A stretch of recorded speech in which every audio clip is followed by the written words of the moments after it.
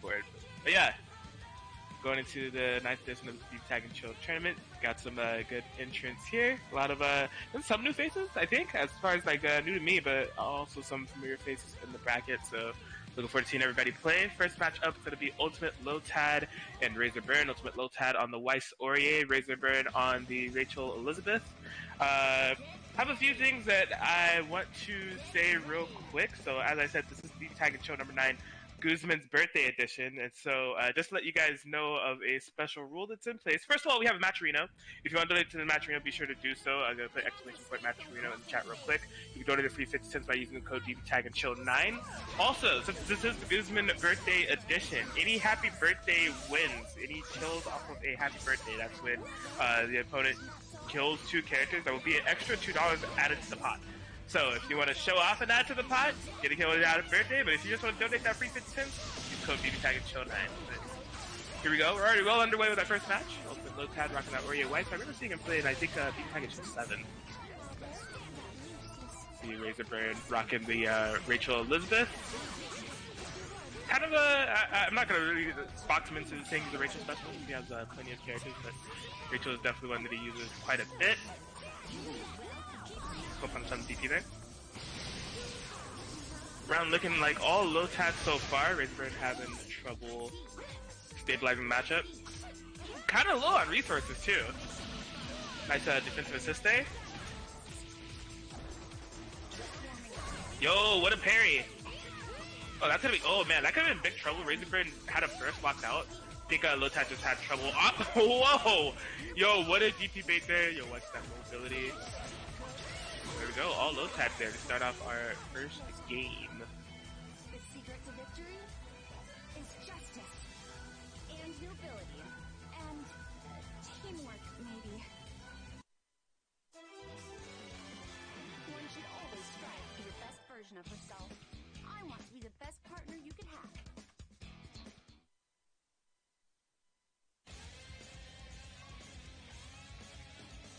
Alright, so let's see if Razorburn opted for a character swap here. Everybody's gonna stay.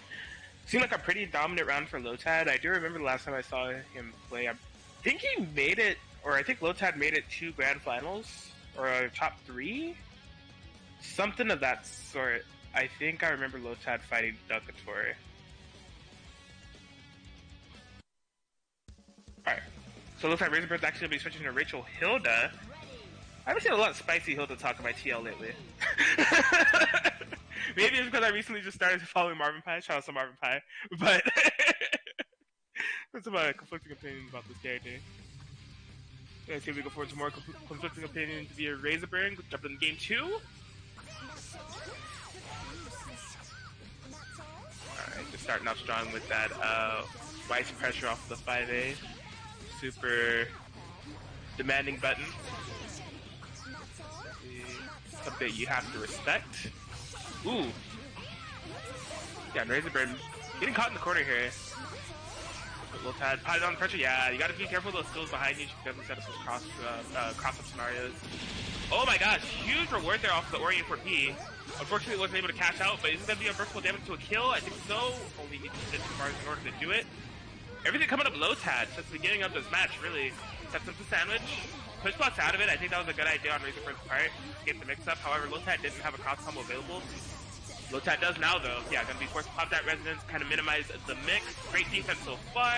The only problem is Razorburn has already activated the resonance, so not really getting a lot of mileage out of it so far.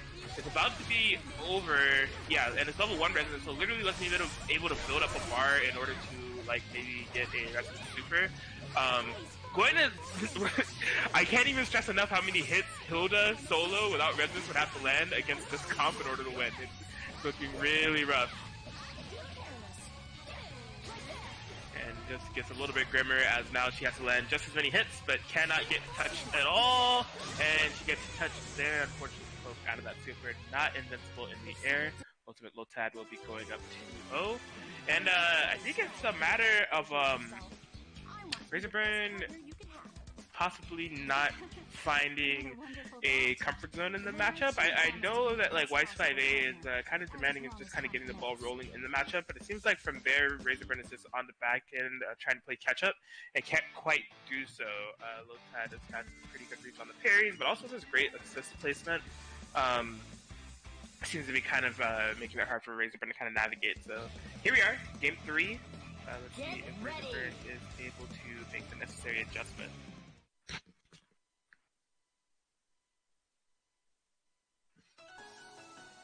I think one thing I would like to see is some more ground presence. I guess from Hilda Normals and from like Rachel Assist. Lotad's team, you know, Weiss needs skills in order to kind of be air mobility, but they mostly both play on the ground, so like more that you can like kind of put more things for them to navigate to where you're forcing them to jump. You can use those as like a vertical DP possibly. Has slowed the game down quite a bit so far though. Gonna be able to activate cross combo in order to punish this. Interesting punish. I guess he didn't want to risk it, he just wanted to invul right there, but I thought he might have like jumped over Aurier and then like did a Rachel assist and then went into the Resonant Super. Either way, punish is punish. Oh yeah, keeping Aurier locked down, trying to make sure that Lotad gets as little of that. Yeah, so you see Razorburn was hitting buttons on Lotad's Aurier to make sure Lotad got as little of that cross combo usage as possible. Unfortunately, there was a gap, was able to get the hit, but Lotad also baited the first. He's looking really good of the situation here for Lotad. Won't be able to quite kill Rachel yet. Razorburn has some resources. He's careful, block perfectly. Able to tag into Hilda. Happy birthday! Yep, gonna be able to confirm on Aurier as well. Kinda needs the killer. Oh no! Lotad not only able to get the first, get Aurier out, but get Weiss in safely as well. Razorburn not able to punish. Oh my god, big jump in.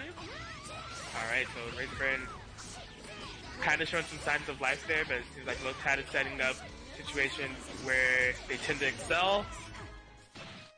Big throw here. Yeah, so just gonna go straight into the super for the guaranteed kill. No burst available on the side of Lotad. Gonna have to make this solo comeback with Weiss.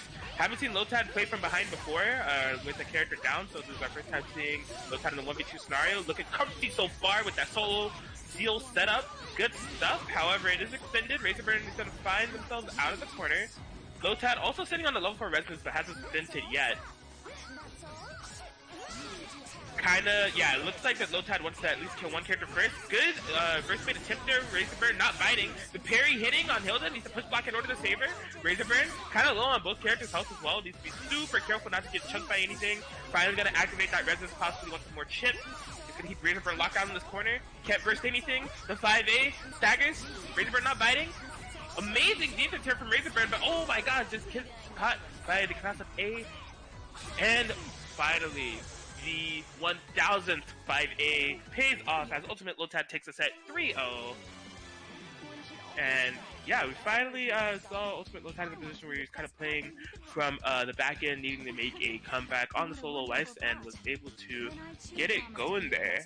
The 5A just seeming to be kind of a problematic button there for definitely a lot of matchups, but he's going to be able to take it. That's going to be 3-0 there for Ultimate Lotad. Good stuff to Razorburn for trying to make the adaptation in the last game there. Definitely was able to bring it to a point where he was able to get some type of lead. Just didn't quite pan out. Welcome back. Oh, I hate Weiss so much. Yo, preach. Yo, preach that. Yo, I hate that button. Like, Rachel literally cannot do anything against... Can't jump, can't put anything out, like... And her, like, my buttons are too short and too slow to contest hers. So I literally just have to sit there and let her do whatever she wants. Yeah, no, that matchup is messed up. I hate that. I'm playing Mitsuru, and I hate that button. Like, because her 5A is faster than Mitsuru's, so like even mine, I have to like countercode like properly. I can't countercode her. It's impossible. Yeah, it's messed up. But it's okay. Enough about me. Let's get into this next match here. Mystery Racer versus Mop. Golden Mop. This is a new addition for me. I haven't seen Mop play in these tournaments, so I'm excited. I've seen Mitsuru Heart. I'm excited for Mitsuru, so kind of want to see where we're going here. Mr. Racer, definitely no stranger to the BBTAG Control series. Has been in quite a few of them. drop double to Dachi, isn't able to convert. Golden Map wasn't quite ready for the overhead there from Naoto. Yeah. Oh wow, I thought the flight would delay it quite enough that Mop would be able to punish Naoto. Unfortunately, not being the case, and Heart's gonna die. I thought the same thing. Ooh, this is gonna hurt. Yes. 10k and a dead Heart gonna be up to Golden Mop solo Mitsuru to make a comeback on a level 2 Resonance. And unfortunately, not. I think Mop might have thought that on the incoming that Naoto got hit, and didn't recognize it was actually Doctore that got hit. That's what I thought. So, like, I was surprised when he was getting hit. I was like, oh, okay. Yeah. Alright, so I love unfortunately Golden Mop gonna go down. I love Resonance Mitsuru because her EX options are really funny. Like she has the mirror that you can just kind of like set up, and even in a 1v2 scenario, it feels like it's become a 2v2 scenario somehow. Like, she has the EX thrust, so she can get in pretty quick, and you have to be looking for that. So yeah, she's got some pretty good stuff in Resonance. Yeah, I think she could be a pretty good character in Resonance. Mr. Racer going to be taking that one. Just real quick, some things I want to throw out. Didn't get a chance to do it quite yet before this match started. Once again, Match Arena, be sure to donate the free 50 cents to the pot using code BBTAG and Chill9. Again, you're going to use code BBTAG and Chill9 to donate the free 50 cents to the pot. Have the link up in the chat. Absolutely, yes. Please donate, guys. 50 cents with that Match Arena. Yes. So I think Guzman said that he's for every Astral finish that he's adding $2 to the pot. Not quite. See, we got birthday boy Twitch.tv Guzman Gaming 1 is doing a birthday initiative to where if any happy birthdays happen, any happy birthdays happen to seal a game, that will be $2 officially added to the pot. Ick. Alright, well, we get back into this matchup right here. Mystery Racer versus the Golden Map. About even on health right now. Golden Map trying to find his way in. It's quite working out for him yet.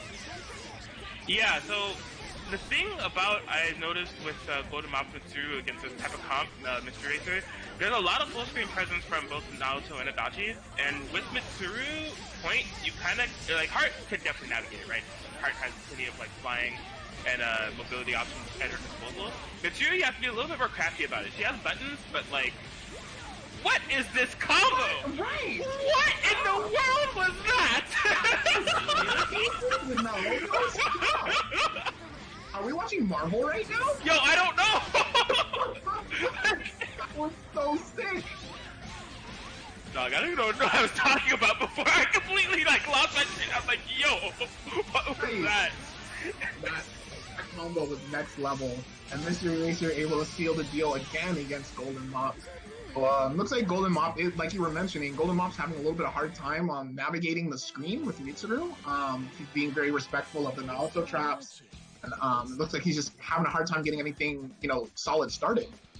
Yeah, what is really going to come down a lot for a team like Golden Mop if they want to lead with Mitsuru is kind of relying on Heart's Laser. So you need to, like, kind of find those gaps to where there isn't anything being on the screen, but things might come on the screen. Or if you just want to cover the ground, you use, like, Heart's Laser to do that, and then that's going to allow you to kind of, like, move it through in. But that's if Golden Mop wants to play a Mitsuru-centric game plan. With a Heart-centric game plan, it's actually kind of weird, because I don't know what Mitsuru's assists... They can't really do anything full screen instantly. There's, like, 5T, which is a little slow, and 6T, which is very slow. But we'll see. Alright, well, it's not looking so bad quite yet. Mystery Racer opting to start Adachi this time. The Golden Map finally finding his way in, but drops the combo after spinning the bar. Oh, yeah. Mystery Racer thinking it was going to be a tick from start. It looks like Golden Map was actually trying to bait DP. Wasn't ready for the tech. Opts not to mark Mitsuru. Just goes for the mix-up. Oh, snap! Ooh. Oh, if that was A-Dwa, that would have been perfect. Unfortunately, I think Golden Mop didn't see Dwa. That was a little unfortunate there. Gonna switch in Adachi. Naoto recover some health. Alright, have to be careful. Mitsuru's kind of low here. Definitely is. I don't think that was a bad burst at all. Not at all. Yeah, don't take away things there. Wow, yo! Pressure situation. Oh my gosh! Oh no, what's the name of your Razo? Alright. This is really Golden Mob's chance to get something going here. It's the hit on Adachi, tries to bait the burst, but Mr. Racer not fighting. Valiant effort, but Golden Mob now out of this has been kind of sparingly using the Mitsuru assist. Keep the pressure that they've established so far. Good push block on the Adachi. Great defense on this mix-up. Zio though, enough hits done. Gonna kill Mitsuru. Oh no.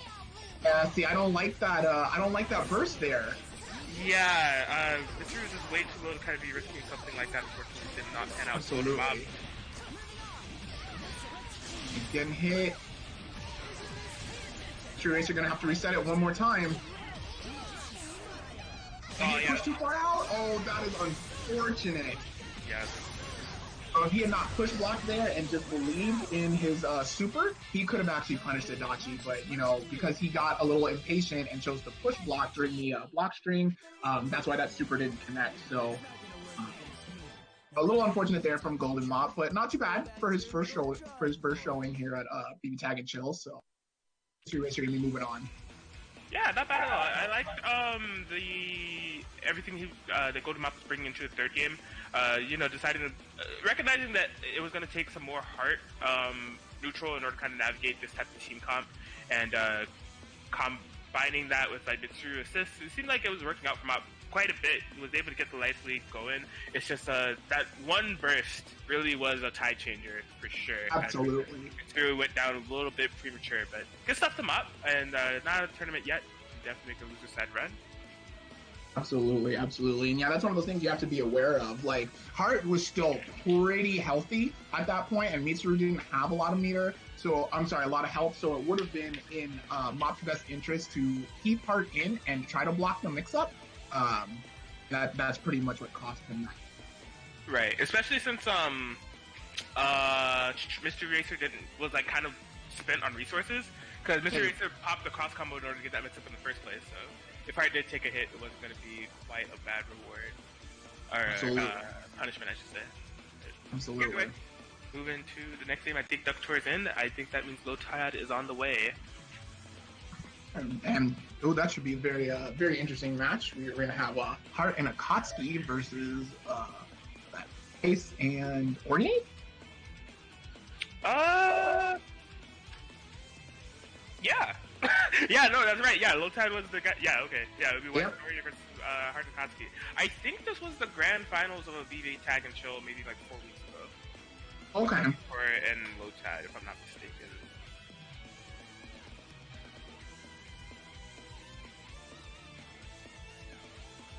So yeah, looking forward to that match. While we have some downtime here, folks, might as well let you all know again about that Matcherino. Gonna be posting the link in the chat. Matcherino support for these BBTAG and Chill tournaments, whether it be on PS4 or PC, is here. Post the link in the chat. You can donate a free 50 cents if you use that code BBTAG and Chill 9 for the free 50-cent donation. Something I've been lacking here, just because we've been kind of moving so fast. There are other ways that you can donate to the pot. Shout out to Kaiten Books. It's a found publisher here that has some mangas on sale that you can buy to contribute to the pot as well. So if you are interested in a Loner Life in Another World Volume 1 or Shed That Skin Ryukasaki-san, you can not only purchase those books for your own personal reading, but it also helps the pot out. So keep that in mind if you're looking for some new reading material. You're there and you can help the pot out as well. But if you want a free 50-cent donation, BBTAG and Chill 9, feel free to use it. Yeah, thanks guys. Thanks for supporting the stream. Absolutely. And I'm going to go play my next match, and I will be back. For sure. Good luck. Alright. So we got Doctore versus Ultimate Lotad. As we said, it would be Heart Katsuki versus Urie Weiss.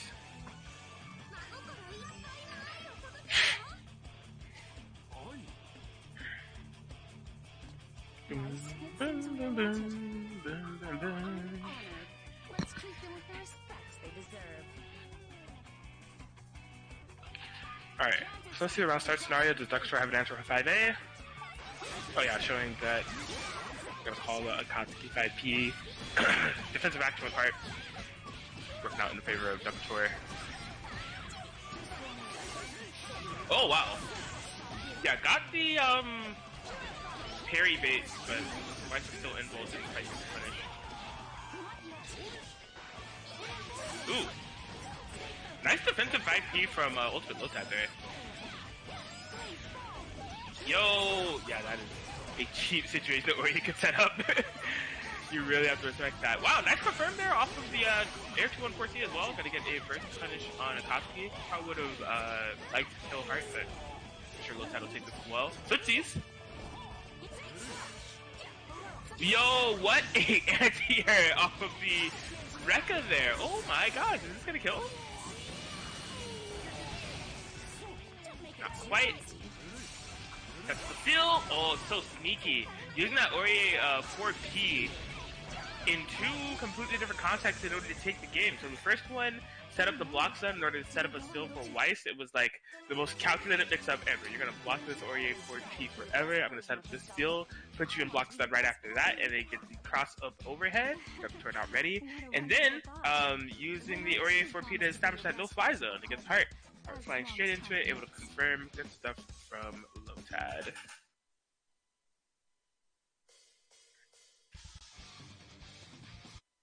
Alright, so jumping into game 2, no major character swaps here.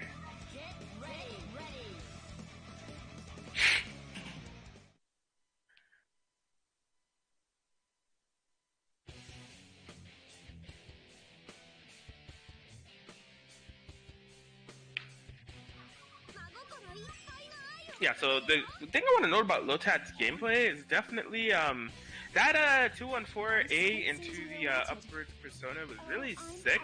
Basically was using 214A originally the context to like cover the ground. Then recognizing that Doctore was approaching mid-air in order to like switch that and go for the anti-air. I thought that was pretty sick.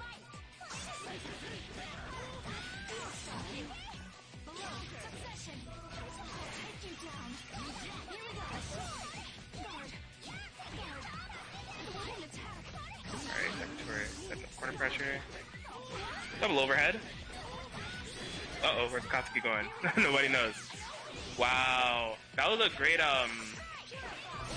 anti-air recognition from Lotad, so you call that Weiss assist in that way.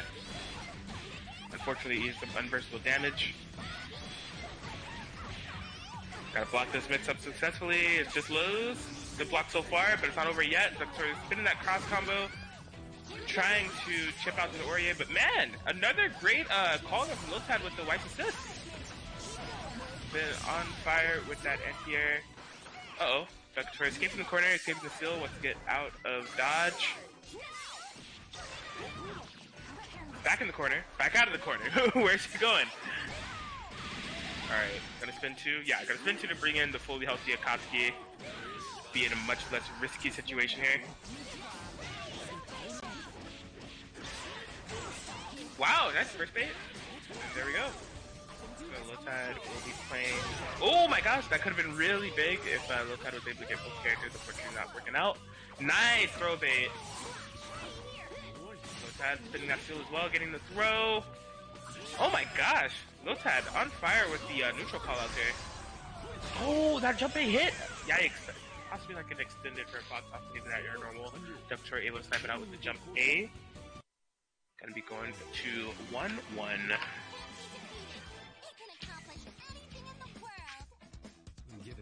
I really like the calls of those, I think that's Weiss's 5P. Really just calling it in two situations where really all Ultimate Lotad was the back end of the assist that goes vertical to anti-air. Very interesting usage of that assist for sure. It hit twice in a very deliberate way. I thought that was cool. Doctore though, able to adapt and bring the game to 1-1. Set count to 1-1, I should say.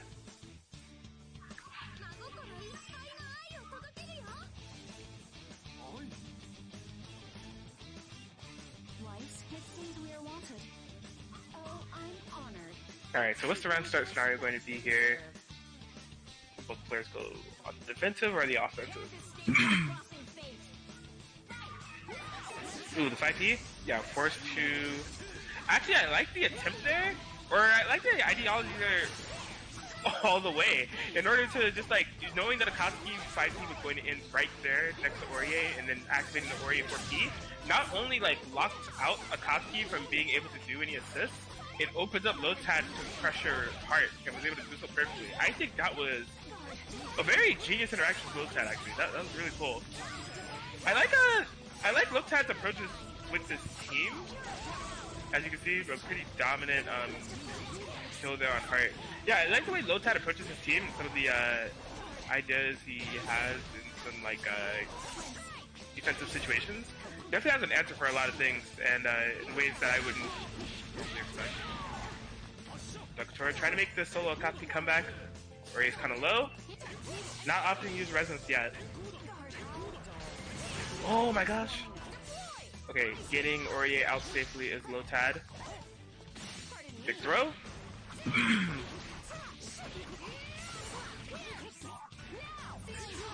Oh snap. Yeah, probably.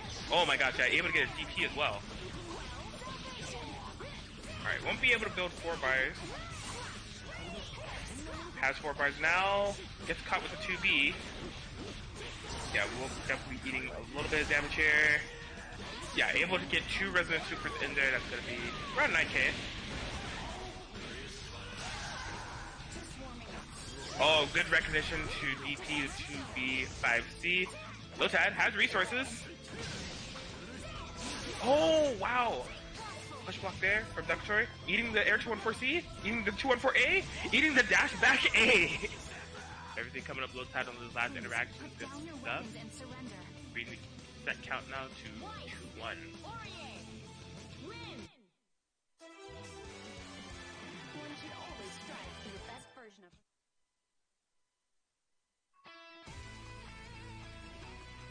Yeah, just a good, you know, with Doctore only having a Akatsuki left, utilizing Resonance pretty early, and not only that, when Lotad had already called an assist, Lotad was kind of able to take advantage of that, and get the DP bait out of Doctore, since he was definitely going to be in a situation where Doctore is going to have to block some type of mix-up. Got some good reward out of it, but able to waste Resonance, and yeah, looking good.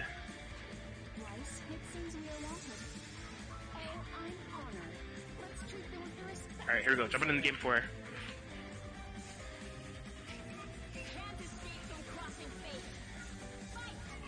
Ooh, off the air-to-air this time. Doctore caught block stun. Akatsuki getting hit as well. Sandwich situation. Oh, trying to push block into the Aurier 4P. Oh, now Lotad in the sandwich situation of himself. Has to be careful. Good defense so far. Oh, up until that point. Active switch. And Doctore there. Gotta get the quarter push. Yo, that 5B, but the Aurier 4... Oh my gosh, the Aurier 5P coverage. Almost able to confirm off of it as well. This is a huge DP bait off of the Aurier 4P. Yeah, trying to get that dash back A. Nice recognition to go back and use the 214C in order to punish. Alright, Lotad. A very keen player, I gotta say. Like, really has an eye for a lot of things that you wouldn't expect players to have an eye for.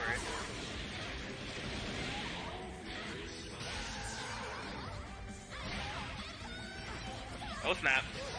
Yeah, good presence of mind in order to get throw bait there. Definitely saving Aurier's life. Yeah, he's gonna cash out the super here, kind of stabilize the situation. Aurier gonna be able to heal in the back. Has White there, trying to get a burst bait. Doctore not biting. Getting some blocks done here. Trying to get some damage on White. Lotad defending perfectly. Now Doctore's gonna be the one trying to keep the pressure on. Recognizes that Doctore does not have. Oh my gosh, gets the throw. Yeah, Doctore didn't have a cross combo or a burst available, so if Doctore got hit, it's gonna be big trouble. Now it's built it back up, getting the mix going, able to bait the burst. Getting these combos online. Didn't have to spend a single bar to do it.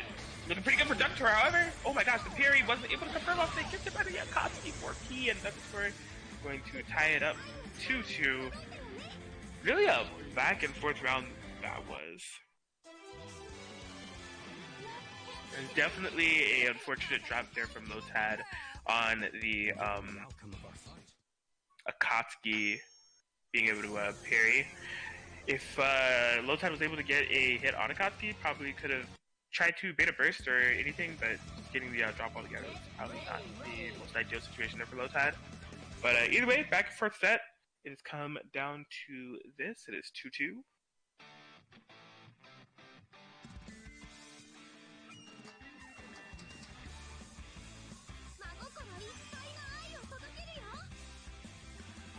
definitely something that we noticed in that last round is that Doctore was able to get a lot more of the signature Doctore pressure attempts going in the corner.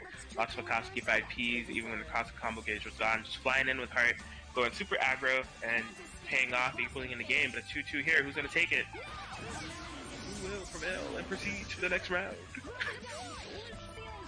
Air unblockable, there we go. Oh, she lands right into it. Combo breaker.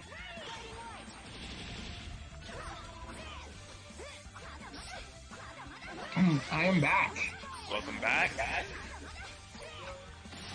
Corner.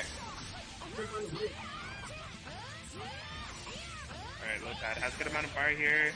Oh, wow. Possibly blocking the seal, but not blocking the button afterwards. Doctor had the presence of mind, but not the patience with me. You still have the same room? Yes, it's oh, it might be full now. Oh, okay. I was like, it's telling me who's not now. Yeah, I think the room is full. We'll make sure that you're in after this match, because I think, yeah, these will be leaving. Alright, Doctor gives a big damage here on Weiss. The Ori is fully healthy, but it's gonna have to bring her in safely. Oh my gosh! Wow, to keep Weiss in for this long? Yeah, what is it? Wow, good stuff. I like that presence of mind from Lotad saying, no, I'm not going to just like raw tag in Weiss. I'm going to bring Weiss in under my turn. I'm going to have a ice shard attached to it. And it almost worked out big there. Got the hit on Akatsuki, but wasn't able to confirm with Aurier. Good push block on the, oh my gosh, yeah, good push block on the unblockable situation there with Akatsuki. Throwing. Needs to cash out. Yeah, wasn't able to cash out, but you got to be able to punish the burst. And this is tense. It is super even here. Oh my gosh. They both have a good amount of meter. Rampage time in 10 in-game seconds. Cross combo on both sides as well. Activating the cross combo? Yeah, it's gonna go straight into the Resonance. Super good idea there from Lotad. That's going to be a Dedekatsuki. Trying to set up a sandwich scenario. Forced to activate the Resonance. Punch. Hits Weiss, but doesn't hit Aurier, who wins the point. Character from drops the combo! Oh no! What a big drop there from Lotad! And Doctore going to take it! Oh my gosh, Doctore given a second chance at life and just snatched that victory away from Lotad. It was played so perfectly. Heart only hit Weiss and did not hit Aurier. Lotad just needed to land that combo and is unfortunately dropped. That is a heartbreaker. So sad I wasn't able to watch. You should be able to join the room now. They both left. I'm in. Cool. Beep. Like that was a pretty intense match. It was definitely intense, pretty back and forth. I really, I'm a big fan of Lotad. Lotad definitely has some great presence of mind in some scenarios to like where Lotad has their eye on things that you wouldn't expect them to have their eye on and like adjust accordingly. Like, very good 4P calls with the Aurier. And then very good air 214Cs in the middle of juggles, like basically recognizing to like punish the assist characters and stuff. I thought that was really impressive gameplay. Awesome. It's funny, like Weiss and Aurier are two characters that I actually really do not like. Like both of them give Rachel like basically just don't let Rachel be in the air, which is where she wants to be, and they're just kind of like, no, you don't go there. Then I'm like, wait, what do? The worst. Alright, so who we got coming up? Our third Heart player in the tournament, Lord Karma. Heart Squad rolling deep. Hey, and these are two really interesting teams. We got Weiss and Nine versus Susanoo and Heart. Yeah, so we have Marvin PI. Not a fresh face to the BBTAG show series at all. Going with the Weiss and Nine. Definitely a comp I haven't seen Marvin PI play, so I'm curious to see what's coming up with this comp versus Susanoo Heart. Not a comp, definitely characters I've seen. I don't know if I've seen them together. Oh, yo, I'm really curious to see what he has with these two characters. Absolutely. Here we go, jumping in. Weiss 5A, the privilege button. Okay, no privilege button. Okay. Right, and Marvin PI just setting up here. I wonder, can I call Weiss 5A Weiss privilege? I want to coin Weiss' 5A as Weiss privilege. I mean, it's a very privileged button. That's a privileged button. And like round start Weiss 5A is definitely Weiss privilege. Yes, it is. It is. I'm keeping that in mind. All right, Marvin PI getting some hits here. Setting up the cheap stuff. Oh, nice blocks there from Lord Karma. Trying to find his way out, but gets hit. Yeah, good confirm there on the 4P. Oh my gosh, yeah, trying to set up the field, getting out. Lord Karma. Nice. Oh, that was his chance to get Hart out. Oh, that's huge. Ooh, nice charge by B. Oh, wasn't able to punish the burst. Definitely needed that burst punish. Hart is really low. Okay, yeah, just give him the route tag. Yeah, I agree with that. Let Hart rebuild some health. I feel like this is probably kind of a hard match for Susanoo, dealing with 9. Yeah, I would say so, especially with the Hart going down. Oh my god, yeah, it's coming in. Working hitting the buttons. Everything seems to be hitting. Absolutely. Marvin PI taking the first game there. It's like at the end there, Lord Karma wasn't really sure what kind of situation he was in. I think he may have been trying to tech forward. That may have been why he got hit at the end. Possibly. Yeah, but it's a similar type of deal that we noticed with who was that? It was the Mitsuru Hart player of basically navigating the ground with your point character with Hart in the back. Susanoo, another character kind of similar to Mitsuru. The full screen presence isn't completely there. Susanoo may have like a few more options, I guess, but it's kind of the same deal. Kind of have to use Hart laser to kind of navigate your way. So. Right, absolutely. See if Lord Karma is able to make that happen. Going into game 2. White's privilege? Oh no! That is Susanoo privilege! Alright, Marvin PI taking the first hit here. Set up some pressure. Alright, the side switch, cheap stuff.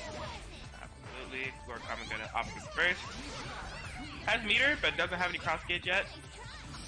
Yikes! Oh, that is a very dangerous rock tag. There's no burst available. Oh my gosh! He's not gonna be able to kill. He doesn't have any meter. Yeah, just still kind of forced the block. Is Lord Karma gonna burst? This is so dangerous. Going on the aggressive in that situation was wild, but it completely works out. Called out the rock tag. Lord Karma is Lord Yomi. My gosh! Oh, such good stuff there from Lord Karma, and he wasn't looking for the punish on the DP from Marvin PI. That's unfortunate. Oh, jeez. Stuck back in this corner situation, we see that Marvin PI has been able to set up. Absolutely. This burst, he's able to get himself out. He's gonna have to worry about trying to get in. Oh my gosh, he had like 3 stills set up and instantly became Ultron. Like, that was nuts. Alright, and Marvin PI is kind of walking back to Lord Karma to try to come to him. I like this strategy. Yeah, doesn't have to do anything too big here. Has the life lead. Lord Karma's already used the resonance, and yeah, that's what he's doing there for Marvin PI. Marvin PI looking really strong here. Yeah, definitely. This 9 Weiss team is definitely paying off. I see some of the mix-ups Marvin PI's been able to implement as well. Going into the cross combo, getting the Morganite setups. Pretty cool. I'll say shout out to Lord Karma. That is definitely a player that believes in themselves. Absolutely. Lord Karma said, okay, I gotta tag out Susanoo, but like, I'm tagging out Susanoo on my terms. I'm hitting some side Bs, I'm doing the raw super, calling out your raw tag, and then I'm a raw tag. You think I need the raw tag? No, you need the raw tag. And I'm calling it out.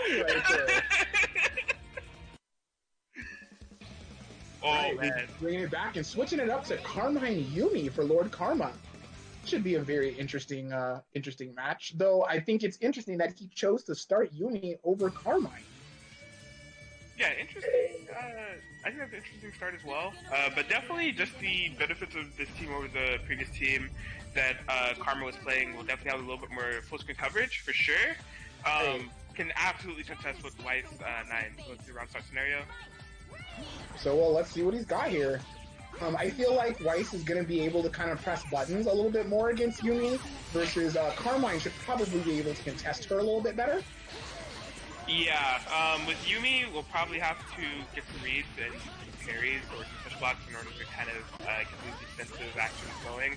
But we can see here in the game so far as well, Marvin PI setting up the cross combo scenario. Interesting that he chose to set up the ice and then put 9 behind it so that Lord Karma couldn't get out. Ooh. Nice confirm off the counter hit into super. Carmine's gonna go down. That's gonna be all up to a solo Yumi and Marvin PI with 2 very healthy characters. Yeah, this is just looking all Marvin PI so far. It's going to take a lot for Lord Karma to make a comeback. Activating Resonance. Oh, but just gets hit by the 9-5P. Yeah, this is gonna end it right here. Oh no, this combo drops. Very end. Oh, that was almost dangerous. 5-8 hit was good. Won't have to worry about it for now. Marvin PI able to take the game pretty convincingly. Quite convincingly. It seemed like Lord Karma may not have had a whole lot of matchup experience against these characters because he seemed like he really wasn't able to find way out of the corner once he got put there. Right. And it was definitely I think Marvin PI definitely recognized that because Marvin PI didn't opt to do any round start 5As ever. Marvin PI just kind of opted to just literally like kind of rely on 9 assists and just move Lord Karma slowly but surely up to the corner. And once Karma was there, Karma couldn't kind of get out. Like the cross combos, everything was hitting. So yeah, definitely maybe a little bit of matchup knowledge there needed there for Lord Karma, but good stuff regardless. And a good set. Definitely, and you know, Marvin PI definitely one strong competitor that we see quite often here, and BBTAG and Chill as well as other tournaments. So no surprise there. Yeah, it looks like we're going to be seeing Marvin PI again. Going to be going up against Mystery Racer. So that's an Adachi Seth locked in. I don't know if that's final. We'll find out very shortly here. It is. So yeah, Mystery Racer locking in Adachi Seth rather than Adachi Naoto. Interesting. Oh yeah, this should be. I've never seen Mystery Racer play. Oh, you know what? I take that back. I've seen him play Seth Batista, but I've not seen Adachi Seth. So I'm kind of interested as to how this team is going to play out. Cool, cool. Here we go. Jumping into game 1. Wife's privilege gets stuffed out. It was a happy birthday. Yo, this kill off is confirmed. Let's get $2 to the pot right now. Boy, he is trying to take all the damage he can here. Quite understandable. Does 10k on both characters. Both of Marvin PI's characters are bleeding right now. Yes, a fantastic start there for Mystery Racer. Alright, but Marvin PI getting his own stuff started now. Yeah, not worried about a thing. Gonna wake up CP with Seth. Chilling. Ooh, Right, wasn't hit by the Adachi 4P. Oh my gosh, yeah, 9 is super low. Just floating in the air, very smart there from Marvin PI. Trying to escape, able to get wiped in. Cross combo still activated. Second is sandwich. Oh, and gets the trade confirmed. Nice kill there from Mystery Racer. Well, Mystery Racer actually looking pretty strong right now. Yo! Literally, Adachi Zio is insane. Like, right. After switching to Seth, Seth got hit and activated the resonance, and even through all of that, out of the resonance, still had to block Zio as a meaty. Like, come on. That's actually really smart presence there from Mystery Racer. Like, knowing that it's okay, I can put out this Zio, active switch. You're gonna hit Seth, but you're still gonna have to block. So, good stuff there from Mystery Racer. Crazy.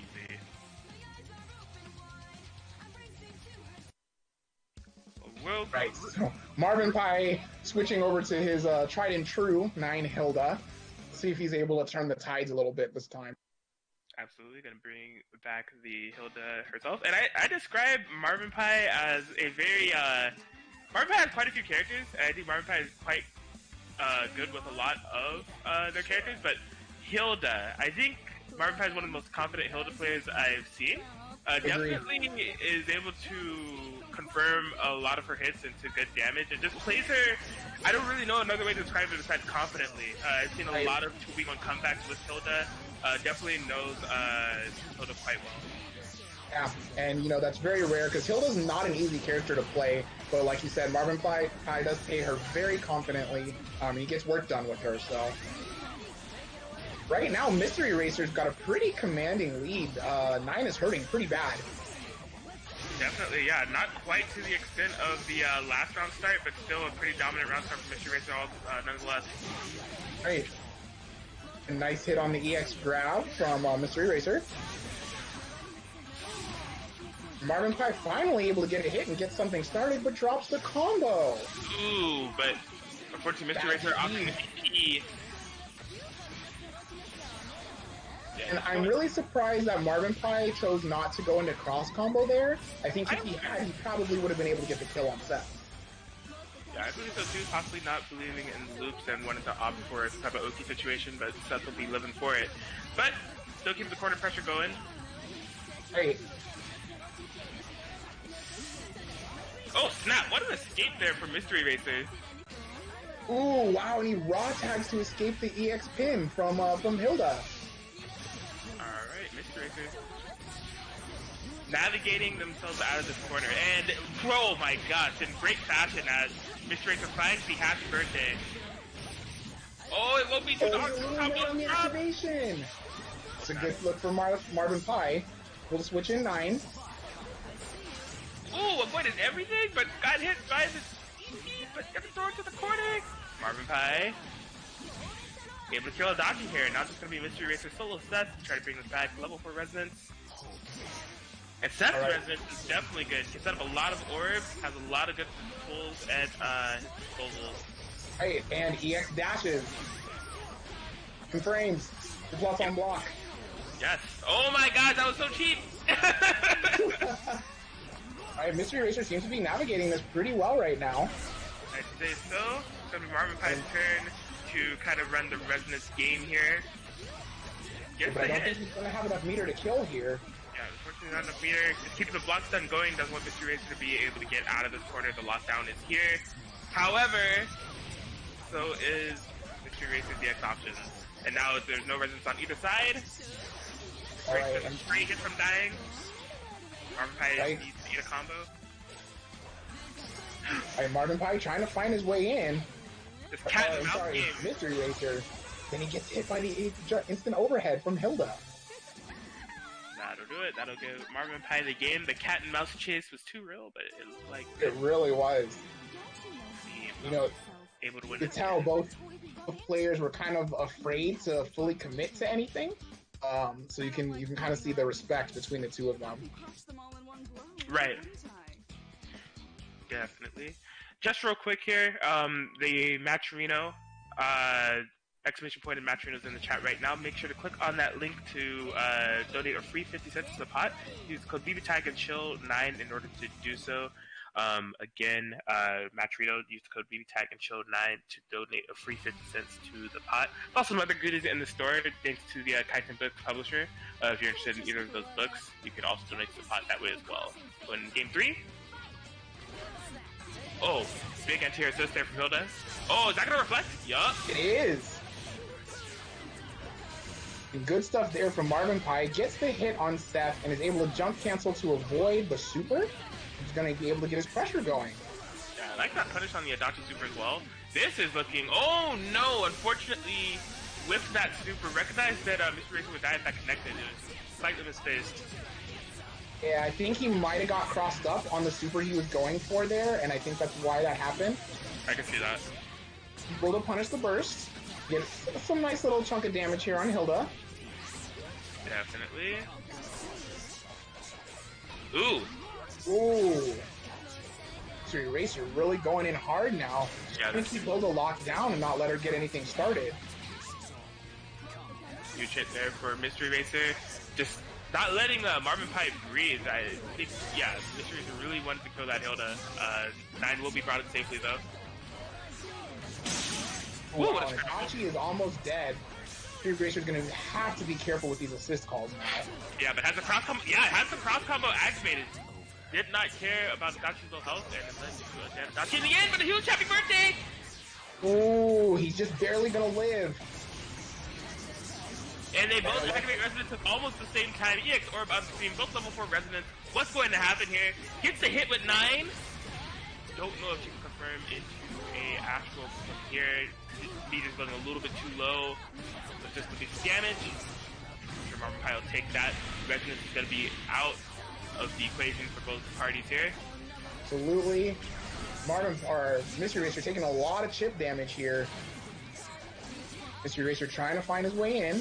Yo, just activate the orb and walk slowly. Build meter. Oh, what a risky DP. Mystery Racer gonna take advantage. Go ahead and take this match here against Marvin PI. Gonna bring himself up 2-1. Absolutely. A tense 1v1 situation there. It seems like a lot of these matches kind of coming down to the wire. Sometimes it always ends with Seth chasing people, but Right. that time coming up on positive there for Mystery Racer.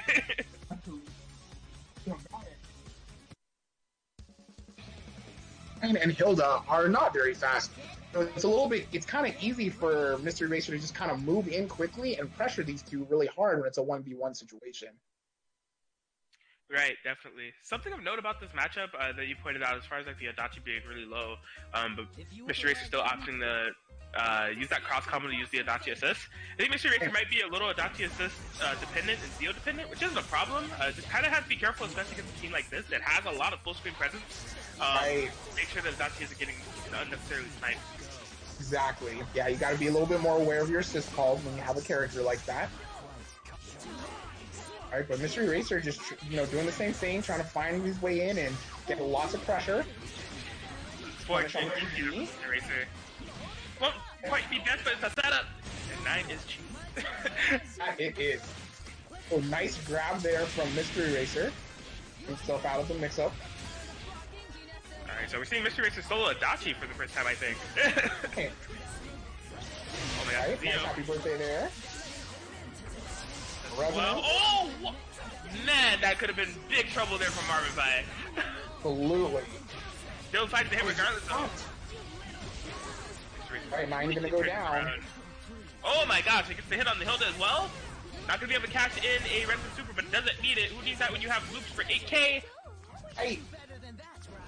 Alright, and Mystery Racer really putting on the pressure here with Adachi. Marvin PI just trying to find his way out. Yeah, gonna activate it to the needle, this is the resonance, just really kind of wanted to establish some breathing room, gonna be able to find out of this corner now. Not only that, put Mystery Racer into the corner. Whoa, that vertical DP, fly high, it is all good. Alright, all the resonances are spent. Oh, I think he might be able to kill. It's the right combo. Yep. Guard super. It's gonna be close. This just might be enough. Oh my gosh, Magic Pixel! Mr. Racer not out of it yet. Watch the overhead. Alright, nice. Alright, good stuff there from Marvin PI to punish the persona from Adachi. And then he was able to go ahead and get the kill. Bring it up 2-2. Smart stuff there. Back and forth set. These have been really good sets here from Marvin PI and Mystery Racer. Definitely, both of them are playing pretty sharp. I actually like the adaptation they're going back and forth here. Another thing I want to know about Marvin PI is definitely has gotten 2 really good DP baits on Mystery Racer's side. So I'm wondering if Mystery Racer is going to use those DPs more sparingly, because Marvin PI has definitely been on fire with those DP baits. He really has. He really has. So yeah, hopefully, Marvin PI can make a few adjustments there and, not be so overzealous with the DPs, but we'll see what happens. That we will. Final game here. Here we go. Oh, man.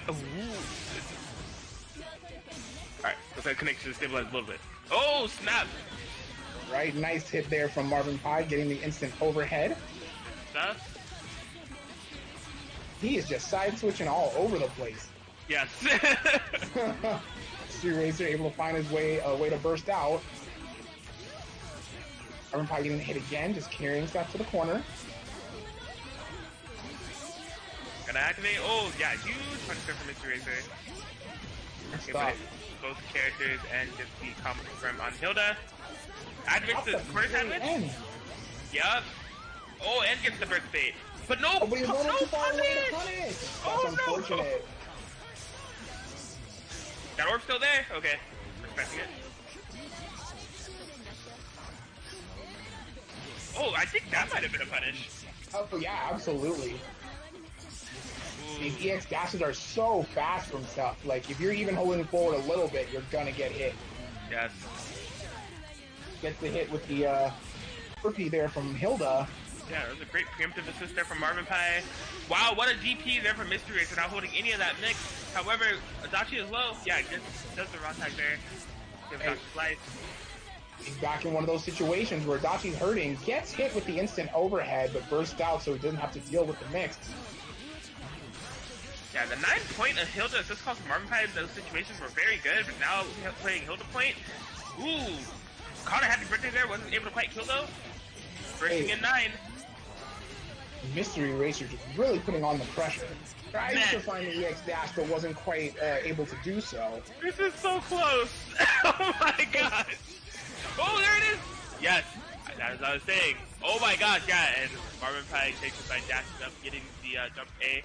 The 9, the way that Marvin PI was navigating the neutral with 9-point was looking like really limiting on the side for Mystery Racer, because those Hilda 6Ps were just, Marvin PI was calling them in such good situations. All of them were making contact with someone whenever Marvin PI called them. He has gotten to a situation where he was playing Hilda point and things were kind of teetering, was able to bring 9 back in and then go right back to the same game plan that was working and seal it out. That was good stuff. That's absolutely good presence of mind there. And I need to go play my next match. So I will be back with you shortly. Coolio, good luck. Yes, sir. Alright, so we are making our way here through this BBTAG and Chill number 9 tournament. Again, thank you to everybody for joining us here. I know I've been kind of going off the cuff with these match Reno mentions, but just kind of want to mention it real quick, a little bit more formally since we have a little bit more time. Make sure to, if you haven't already, donate the free 50 cents to the pot for the match Reno using the code BBTAG and Chill9 to do so. I put the link in the chat. There's also a couple of mangas if you're interested in those. If you want to pick them up for the publisher of Kaiton Books, Lunar Life in Another World Volume 1 and Shetatsuki Ryukasaki-san. You can buy both of those books and they do contribute to the pot. But if you're not looking to buy a manga, you can always just donate the free 50 cents to the pot using the code BBTAG and Chill9. The Birthday Boy Guzman Gaming Edition. Once again, if there's any kills with happy birthdays, there will be a free $2 donated to the pot. So be sure to keep that in mind. We haven't seen any yet. I'm waiting to see the first one. But it's all good. We're going to our next set. We have Doctore versus Razo. So Razo, we saw last week. Looks like Razo's using a team that I haven't seen Razo use yet, going into the B13 Alto. Interesting stuff. I think Razo, if I'm not mistaken, was playing Carmine Hoffman last week. Not sure. We're looking at a lot of BBTAG tournaments lately.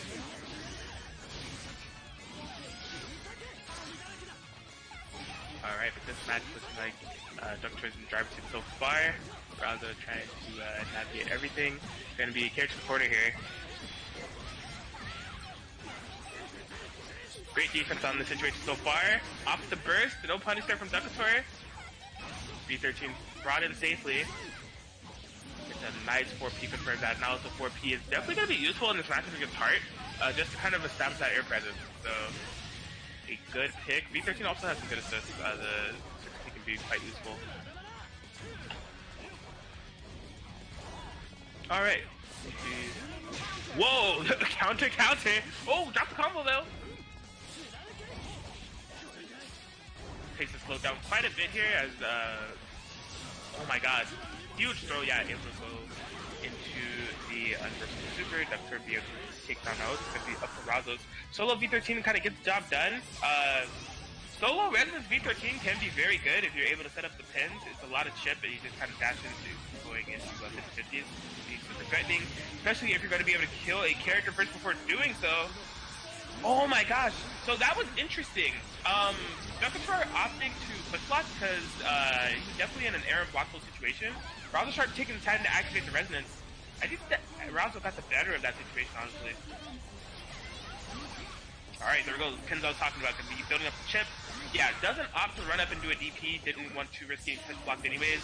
Tries to parry, a valiant effort from Doctore to try to parry the pin, unfortunately mistimed. Koski will go down. Now Razo Sharp is in an excellent situation. Just goes for the instant overhead post-resonance activation. Razo Sharp will be making the comeback with the solo V13.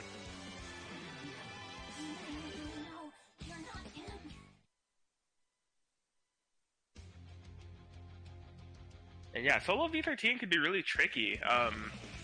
You know, building that meter passively in order to just kind of activate those supers, it puts a lot of pressure on the opponent to where they don't want to jump because they don't want to get air unblockable, but if they're on the ground, they are in a 50-50 situation.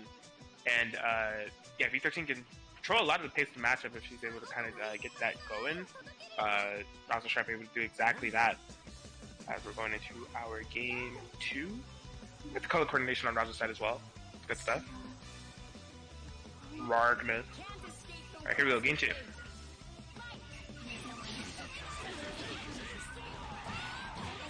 What? Naoto got hit, but Naoto hadn't landed yet. Wait, why was Naoto able to get hit? That was cursed. Anyways.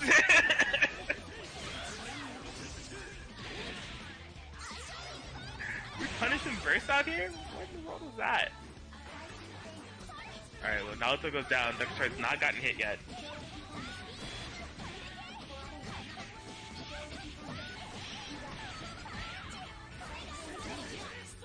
Okay, yeah, just gonna put some air swords on the screen there. Shut down Doctore flying. Finds a button. Wasn't able to confirm into anything. It's level 1 resonance, so the meter is building quite slow. I was just trying to get anything started here. Yeah, great call out to keep holding forward, knowing that Doctore was going to be doing that push block to try to avoid the air block situation. Still getting it regardless. Oh, but not gonna be able to connect with that DP. Yeah, good amount of damage there from Doctore. Going to be able to take game 2. Maybe I missed something, because like that heart jump A definitely hit Naoto's burst before Naoto landed. Like, I know I'm not seeing things. That was quite cursed.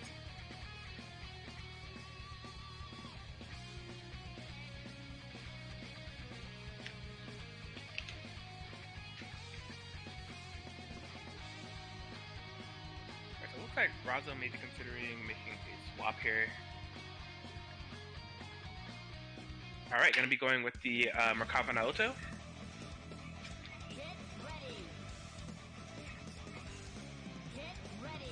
So yeah, I do remember seeing Razo play the team last week against Dark Deaths.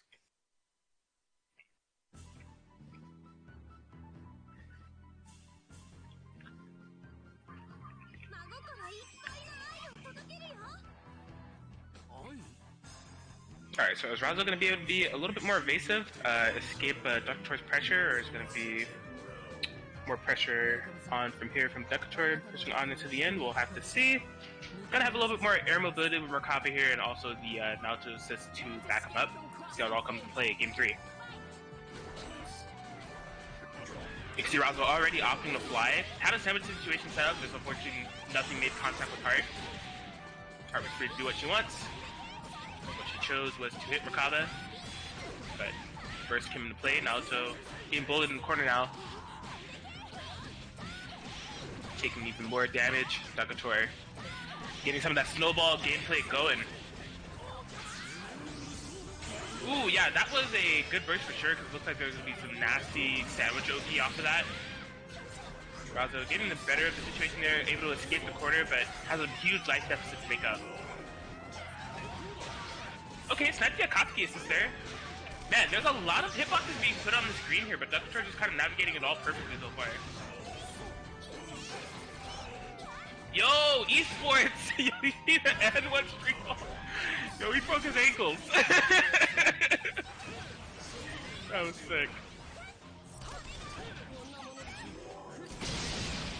Alright, Doctore slowly but surely trying to put Razo into the corner here. Razo recognizing it, push blocking whenever Doctore makes contact. It's like, nah. Oh, but we're here! But there was a trap set up. Razo, aware of everything that was going on there. We did not want to get pushed to that corner. Getting the hit on Heart. Locking out the first. Shooting her up. Ooh, I like the pressure here from Razo. Yeah, there we go. Instant overhead from Merkava. First on deck, has to be careful. There it is. Not able to bait it. Oh yeah, you can see Doctore really piling on the pressure, possibly trying to build back up that cross gauge. Razo flying out. Huge hit on Heart. Not able to burst it. Yeah, opting to parry that situation. Still the sandwich though. Punishes! What an excellent counterplay there from Doctore. Was able to punish all of that, and on the active switch, oh my gosh, that parry really came in handy. Wasn't quite able to kill. Goes for immediate throw. No dice. Razo fighting out in the corner. Sets up the sandwich situation. Trying to get some cheeky parry plays going again. The first one was great. The second one won't come into play. The Ronaldinho soccer. DHC as Razo Shark takes the third game.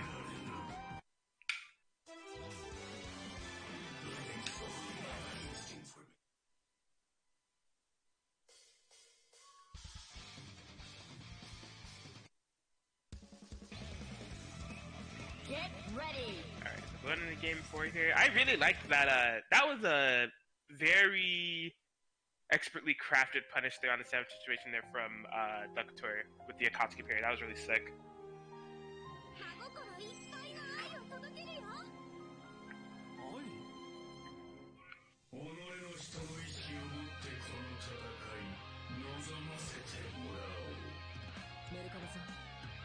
Alright, so the Merkava no auto pick working out for Razo so far. See if Razo's able to seal a game. Here we go, game 4. Doctore, wasting no time. Yo! That was unfortunate for Naoto. So got the parry, but Naoto shoots out the projectile with the parries. Doctore still had the 5 feet going, so the parry was all for naught. That is unfortunate.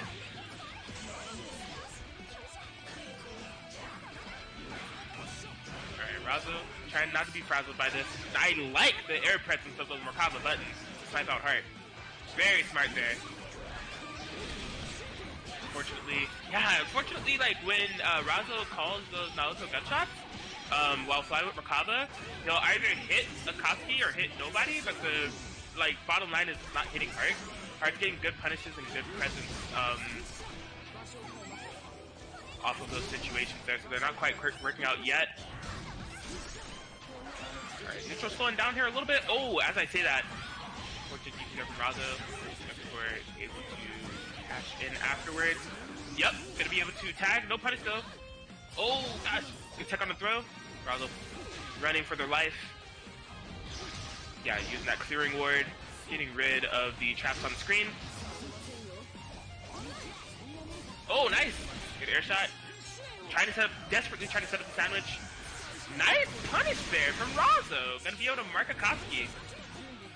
Gonna be able to Doctore to get Akatsuki out. The big 2D. Razo playing this confidently, even though characters are low. Definitely showing here. Making up the life deficit slowly but surely. Good reversal DP. Razo wants to seal this now. Doesn't want to go into a game 5. A great reversal DP again. The cross combo is still activated. Did the fake cross up. Now both characters on Doctore's side are marked. Doctore has a lot of meter and a burst. Razo Sharp slowing it down as Razo Sharp does have the light loop now. Unfortunately, the Merkava gets sniped. Razo's getting sniped with the Naruto as well. Rampage time is activated. Shooting some shots. Oh my gosh! Just flies over perfectly. Wasn't able to hit the side here, but the orb did. Good defense in the corner here so far here from Razo. Oh my gosh, the big jump A counter hit. Able to get to confirm Doctore will be bringing this to a game 5.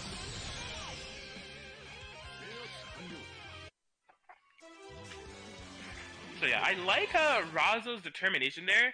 Although the life deficit was huge, you saw how far Razo was able to bring it back. But unfortunately, Doctore able to clean it up in the last few seconds of that match and bring us to our game 5 here. So Razo's going to be locked into the Naruto Merkava against Doctore's team. Who will prevail and proceed to the next round?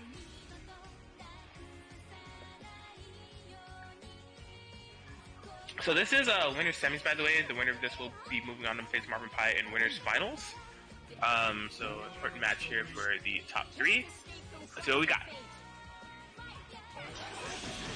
We got a huge happy birthday from the starters here from Doctore. Gonna be cashing out some damage here for sure.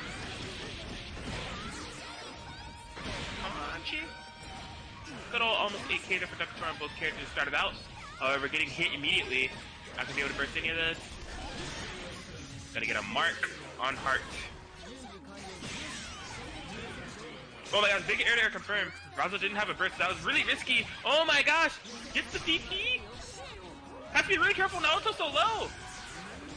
Yeah, tagging the Merkava. Oh my gosh, even here, you gotta be careful about doing Naruto. Okay, yeah, opts to not do anything. Yeah, has to push block to save heart. Here we go, Razo. Getting the better end of that clash here. This is game 5. This is gonna be the last game of the set. Super tense so far. Great air to air there from Razo. It's to confirm Merkava. Oh my gosh, big carry there from Doctore. The back and forth. The burst makes connect with the Akatsuki. Oh my gosh, the pinning! But he walked out!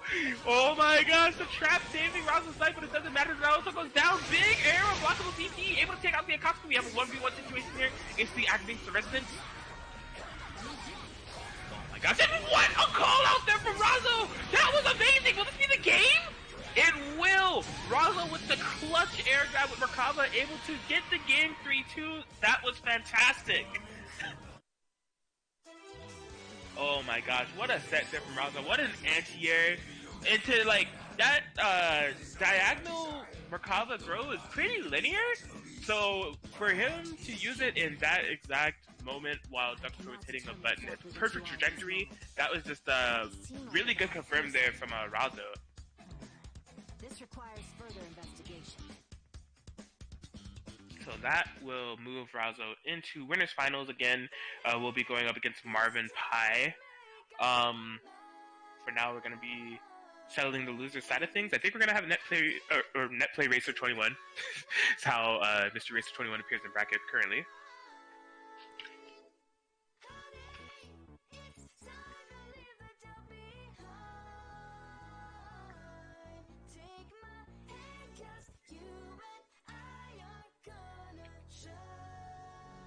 Yeah, thank you all for joining us.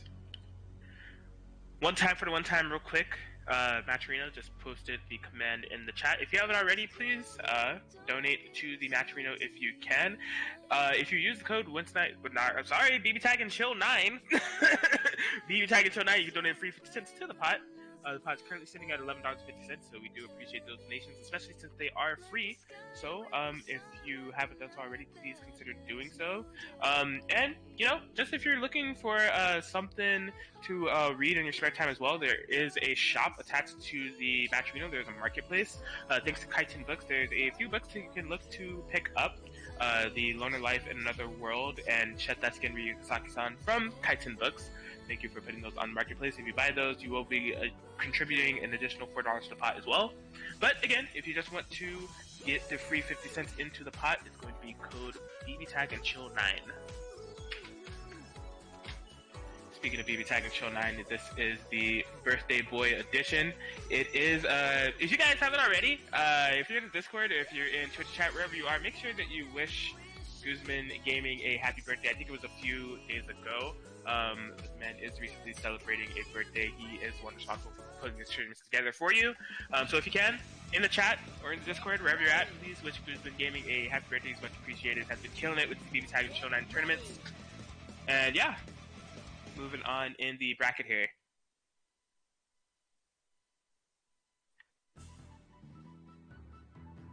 Looks like your muscle. I will. Can't escape from crossing fate. Alright, so this will be Mystery Racer versus Lotad.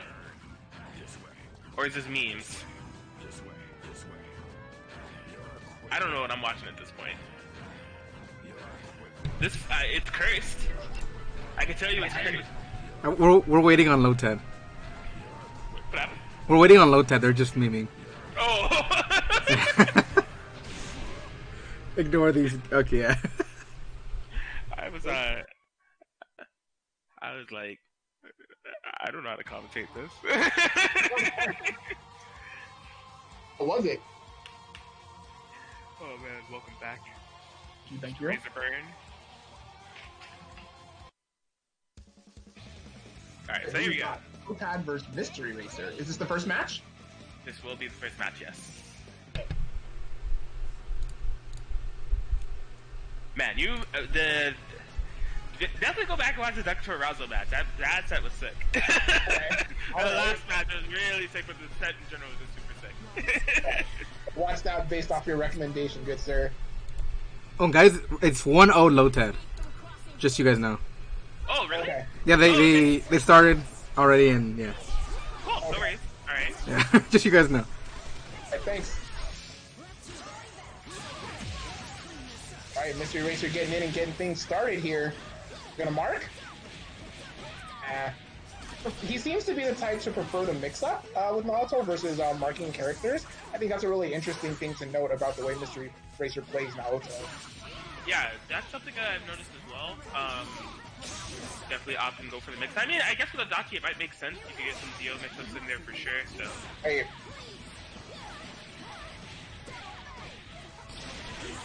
Alright, Lotad finding the burst. Nice grab break. Alright, just setting up the block stun here, gets the Zio going. Lotad, staying good on the defensive so far. Activates the Orient 4P. Wow! Oh. Yo, I love Lotad's presence of mind. Like, super good at these situations, I swear. Like, he knew that Mystery Racer was going to throw out that super and called the Ori 5P to move her forward and avoid it. So good stuff there. And Lotad gonna be able to not quite get the game yet, a drop combo, but it's okay, gets the BD into the low. Yeah, Lotad, man, I've seen him do it's these very niche situations to where you expect like one thing is going to happen, or essentially it's something that you wouldn't expect your opponent to be looking out for, and he just has the answer for it. Like, I've been really enjoying watching him so far in this tournament. That's very interesting, and like I've never really seen a team like this before. You know what I mean?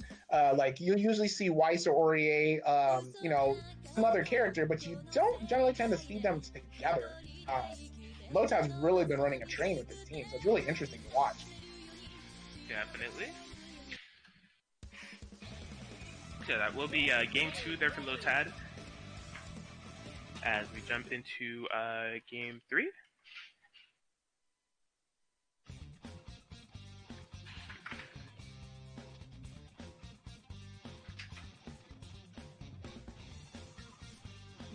It seems we are wanted. Oh, I'm honored. Let's treat them with the respect they deserve. Can we just get this shit done? Man, can you say that? This is a rated T for team Right? game. Alright, game 3. Alright, Mystery Racer putting on the pressure right there from the start. Putting up the Zio mix. Ooh. Interesting enough, Aurier fell out. Right. Yeah, it was an odd little confirm there, but Mystery Racer, was sitting on 2 full health characters, but got clipped, but no worries. Still going to be able to get some damage on Lotad. Opting for a mark. And that was a combo confirmed too with the Adachi assist. I didn't even notice that. It really was. And Aurier is bleeding right now. He's going to have to get her out as soundly as he can. Had the cross combo activated, opted to not switch during the entirety of that, and Aurier just goes down. Oh. Lotad's going to have to fight this out. There's just solo wife. DP'd into the corner she goes. Mystery Racer? That's going to be a lot. Yeah, Mystery Racer with the proper confirm here can definitely sell the game. Absolutely. We go ahead and go into a cross combo. Beautiful combo. Absolutely, Mystery Racer's going to put one on the board. It looks like Mystery Racer kind of had things a little bit more together that match. He was getting clean hits, coming in his combos, and was able to seal that with 2 very healthy characters. Yeah, definitely. A little bit of a turnaround from the previous game. So good stuff from Mystery Racer bringing it back. Going in game 4. Get ready!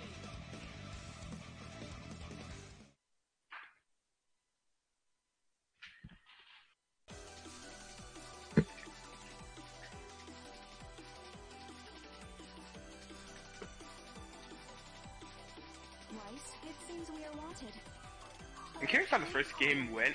The round start actions from Lotad's side have been pretty conservative, and I've noticed that a lot of them have been consistently kind of across the board. It hasn't really been doing too much on the round start. Hey. There we go, wife's privilege coming into play. Just did you say that? How good occurred, you know? Oh my gosh, he will profile it! She will profile the fighter! No privilege against the law! Oh my my gosh. Alright. Oh, nice DP there from Mystery Racer, finding his way in. Tries to get the command grab, but was a little too early for it. He's able to put a mark on Weiss. That's actually pretty huge. Definitely. Ooh, yeah, gonna be able to hit Adachi and get... Oh my gosh, yeah, it didn't quite punish. Unfortunately, it wasn't blocking Tori and Fred thought that it would. Both the characters are quite low now on Lotad's side. Huge punish here, though. Absolutely, and good smart stuff there from Lotad, finally recognizing the DP from Mystery Racer and just waits it out and is able to punish and kill Adachi. Oh my gosh, that could have been huge trouble. Didn't believe he could have killed both characters there. Oh no! There's no trap on the ground. Lotad, a little bit of spaghetti coming into play here. Great presence of mind to block that there. Lotad not out of this yet. Unfortunately, gets caught in the overhead. Mystery Racer going to steal a game. That was around Mystery Racer doing Mystery Racer things, getting Naoto into resonance, and just doing whatever he can to get these hits. So right? Definitely no, definitely not a surprise to see him making comebacks with solo Naoto. It's something that we've definitely seen in the past. Something of major note there. There were two raw supers from Mystery Racer with the Naoto gunshot. Well, not two raw, but like there were two whiffed supers and two failed punishes completely different ways. One of which being the Weiss colliding with the trap. Or no, the Weiss not. Yeah, one of them Weiss colliding with the trap. The other one Weiss not hitting Naoto in time and DP hitting both characters. Definitely gonna have to be careful with punishing that as super if it happens again, because those are two really big turnaround scenarios there for Mystery Racer for sure. Oh, absolutely. We're going to go ahead and get into this game 4 right now, so... Game 5, actually. Remember, there was it's 2-2. That's right, that's what I meant. White privilege is here! Gets the base idea of those characters. Happy birthday, I like it. Going to as much damage as possible. Yeah, got the lockdown. Adachi is kind of bleeding in the back here. Now is in. No cross combo on either side, but Lotad is a great life advantage. That 4P protected against Adachi's tracking assist. Right, so good. I never thought about that interaction until now. I really like the way that Lotad uses 3A's 4P. Like, she really uses it to put a lot of approaches and assist calls to shame. I've never really seen an Ordia player use it that way. Very interesting, as Lotad's going to be able to take out the Adachi. Alright, gonna set up the mix. What's it gonna be? Oh my gosh! Hitbox with a 5A. It's like it whips on notes sometimes. Yeah. Oh, is that gonna fly into it? Yup! Yep. Had presence of mind, Lotad there. Oh, he drops out of the combo at the very end. Oh, but Mystery Racer with very low health there on Naoto.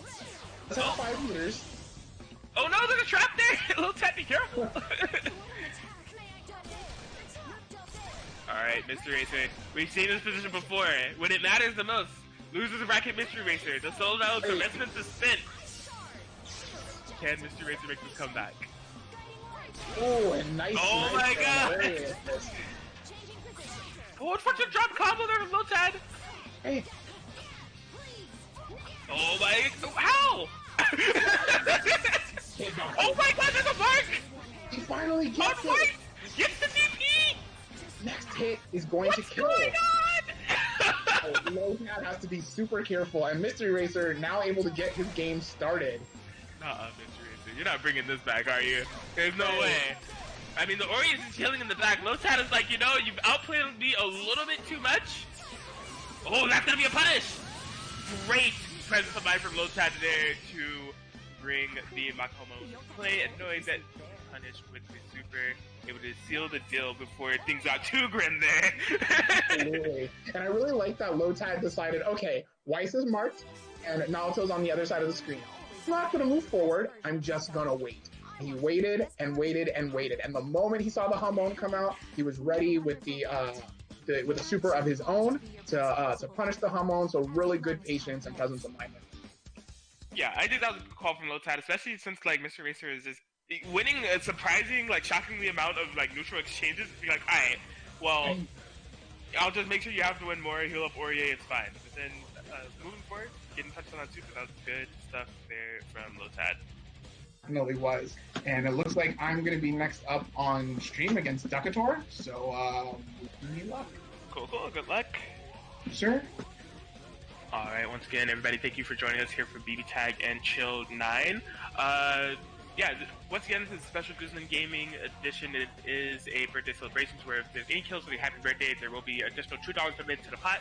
Hasn't happened yet, but we're looking for it to happen. Hopefully, there's been some close calls, so we'll be on the lookout from here on out. As far as BBTAG and Chill 10, so the tournament next week, and I think this is for PC Tag and Chill as well. Be on the lookout that it's not going to be a 2v2 style tournament. So if you've been entering these brackets, you have somebody in mind that you want to partner with to kind of both you rise to the top, feel free to join in the 2v2 tournament. It's always a blast playing team tournaments, so grab a buddy. Make sure to enter in 2v2 PC Tag and Chill number 10 next week. As we move into this next set, it's going to be Razorburn versus Doctore.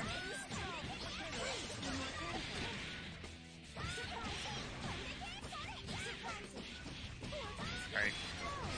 Doctore with a lot of the momentum so far, getting a good amount of hits on Razorburn's characters. Razorburn often go for Rachel Elizabeth in this match. Yeah, kind of forced a burst there so Elizabeth doesn't bleed too much. Sets up George. Perfect anti-air there from Razorburn. Alright, stuck back into this corner. Great DP there from Razorburn. Oh, unfortunately Elizabeth did not come out fast enough to interrupt Bitatsu. Yeah, Razorburn just hasn't really been able to get out of this corner. As I say that, able to float right on out with Rachel. Ooh, yeah, baited there with a incentive to punish Hart, and unfortunately getting punished. Koski Fireball for attempting to do so. As the Rachel goes down, Elizabeth also gets clipped on the incoming. This will be game 1 going to Doctore.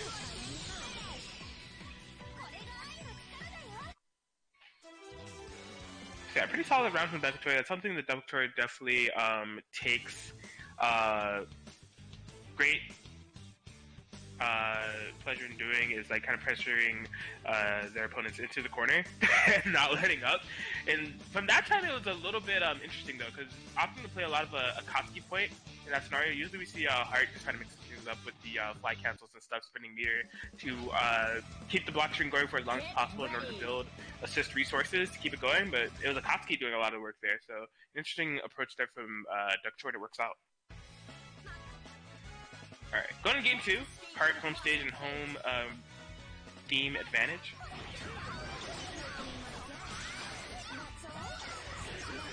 Ooh, yeah, just flies to the other side, finish up low. Alright, sets up the sandwich again. Doctore on fire with the mix-up so far. Razorburn gets opened up by the double 5P. Oh my god, unfortunate burst there as well. Doctore been on a tear so far. Inky jump low again! Oh my gosh, all the mix-ups are hitting for Doctore. Got a corner situation, the Oki, the block stun, block on the overhead, but there's still more coming. Yeah, able to save Elizabeth's life, but Rachel's gonna be taking the damage instead. Oh man, perfectly timed burst there from Razorburn. Unfortunately, yeah, with that anti-air, these quite vulnerable as Blue gonna go down, and Razorburn just hasn't been able to get anything started. Are we looking at a perfect? Back into cross combo.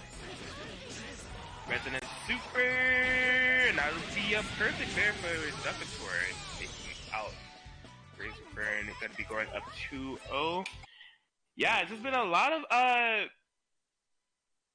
corner pressure being thrown out from Doctore. Razorburn not really is multifaceted. To where on one hand Razorburn can't find any opportunity to breathe, but even those moments where Razorburn can breathe, can't establish enough presence in the neutral to kind of get Razorburn's game plan started. We saw in the first match the Elizabeth 6P getting stuffed by Bitatsu just because they're not fast enough.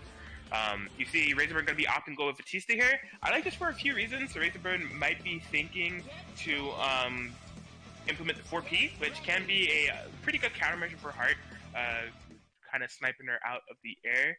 Does have her in the back too, so that's something to keep in mind. Also has the 6P just much more better assist overall. Probably works well with Ritual as well. Going to be locked in on this for the entire game set though, as it is 2 up for Doctore. Started off with a happy birthday, but not quite able to get confirmed. But we see Razorburn able to put up a little bit more of an offensive, unfortunately getting caught out with normals, and we are back into the corner and where Doctore has been shining so far. Tries to tech forward, but gets caught by the needy 5P. Unfortunately, the jump gets up low hitting, able to get away with a burst. Oh, right, yeah, great first turns as well. The Batista pick working out so far. Oh my gosh, that was so sick! Able to parry the DP and then in time to get the punish. Doctore, please. Oh, yeah, that's gonna be huge! Alright. Batista not really known for her damage, but will be getting the happy birthday here. How much does Razorburn want to spend on this? Not going to be spending a lot. Kind of an awkward combo, but the happy birthday damage helps regardless. Oh, that's a huge punish on the DP there. Alright, Razorburn has 4 bars. Crosscage is built up too. Are we going to do a loop? Okay, we're just going to go into both supers. I don't know if that's going to be enough to kill. Yeah, not quite. We're going to have to use a resonance in order to do so. Akatsuki living with a sliver of health. Parries, the Rachel assists, trying to set up a sandwich scenario. It's set up. Razorburn super jump out. Now has cross combo activated on their end. Keeping the block stun going, not doing anything too crazy. Just trying to keep Heart locked down. However, she's set free. Buttons, spin and meter, punch of Batista. And Batista will be going down. Razorburn not able to burst. It's going to be up solo Rachel. All for Razorburn to bring this set back. This game in order to not be eliminated. The combo drops on Doctore's end. Level 4 resonance. Rachel gonna act. Yeah, trying to activate those animals. Doctore going full offensive, not letting Rachel breathe. A good idea. Here comes the animals. Gonna be setting up chips. Taking Katsuki's life as well. George on the screen. Razorburn just trying to get anything started here. Hasn't really been able to do a lot with Rachel. Over there is the overhead. And Doctore will be able to take it. 3-0 over Razorburn. Yeah, so we saw the Batista pick working out to some extent for Razorburn. It was unfortunate non-resident spin on the Akatsuki there to kind of kill him, but good stuff to Razorburn. Solid showing in this tournament, and that does set up our losers semis, which will be Lotad versus Doctore. It's going to be a run back from winner side after these two played near 3-2. We will be playing again.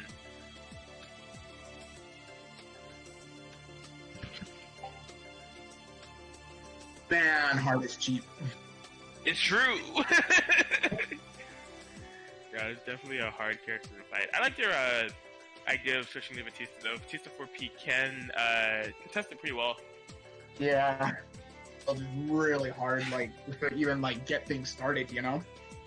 Yeah, that was one thing I was noticing was just like basically when you were on Rachel Elizabeth, it was hard to even kind of be able to play.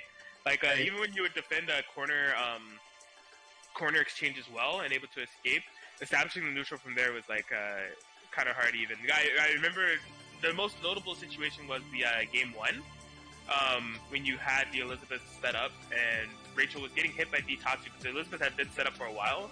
Bitatsu clipped her as well. It's just like, oh man, not anything that's able to get started. Doctore pushing forward. That was really rough. Like it's so hard, you know, trying to just trying to keep Heart from moving around in the air, you know? Right. Yeah, I could definitely tell. It could even be tough with Batista because if you do like 4P and the Heart has a really keen mind, Spluky is really good at this. They'll do the air back home or whatever, the one that's invul, and just like completely nullify it. It's like, all right, why do I have this sister anyways? Alright, so it looks like right now we got Razo coming up against Marvin PI. Marvin PI choosing to go with the Weiss 9, and Razo with Naoto S and Kava. Very cool.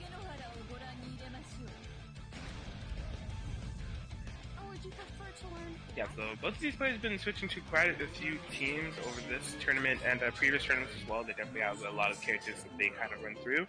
Oh my gosh, yeah, that's right. Razo just came off that crazy victory against Doctore. Clutch solo Mokava pick, but here we go. Winner's final setup. Marvin PI versus Razo. Alright, Marvin PI starting off with a good grab.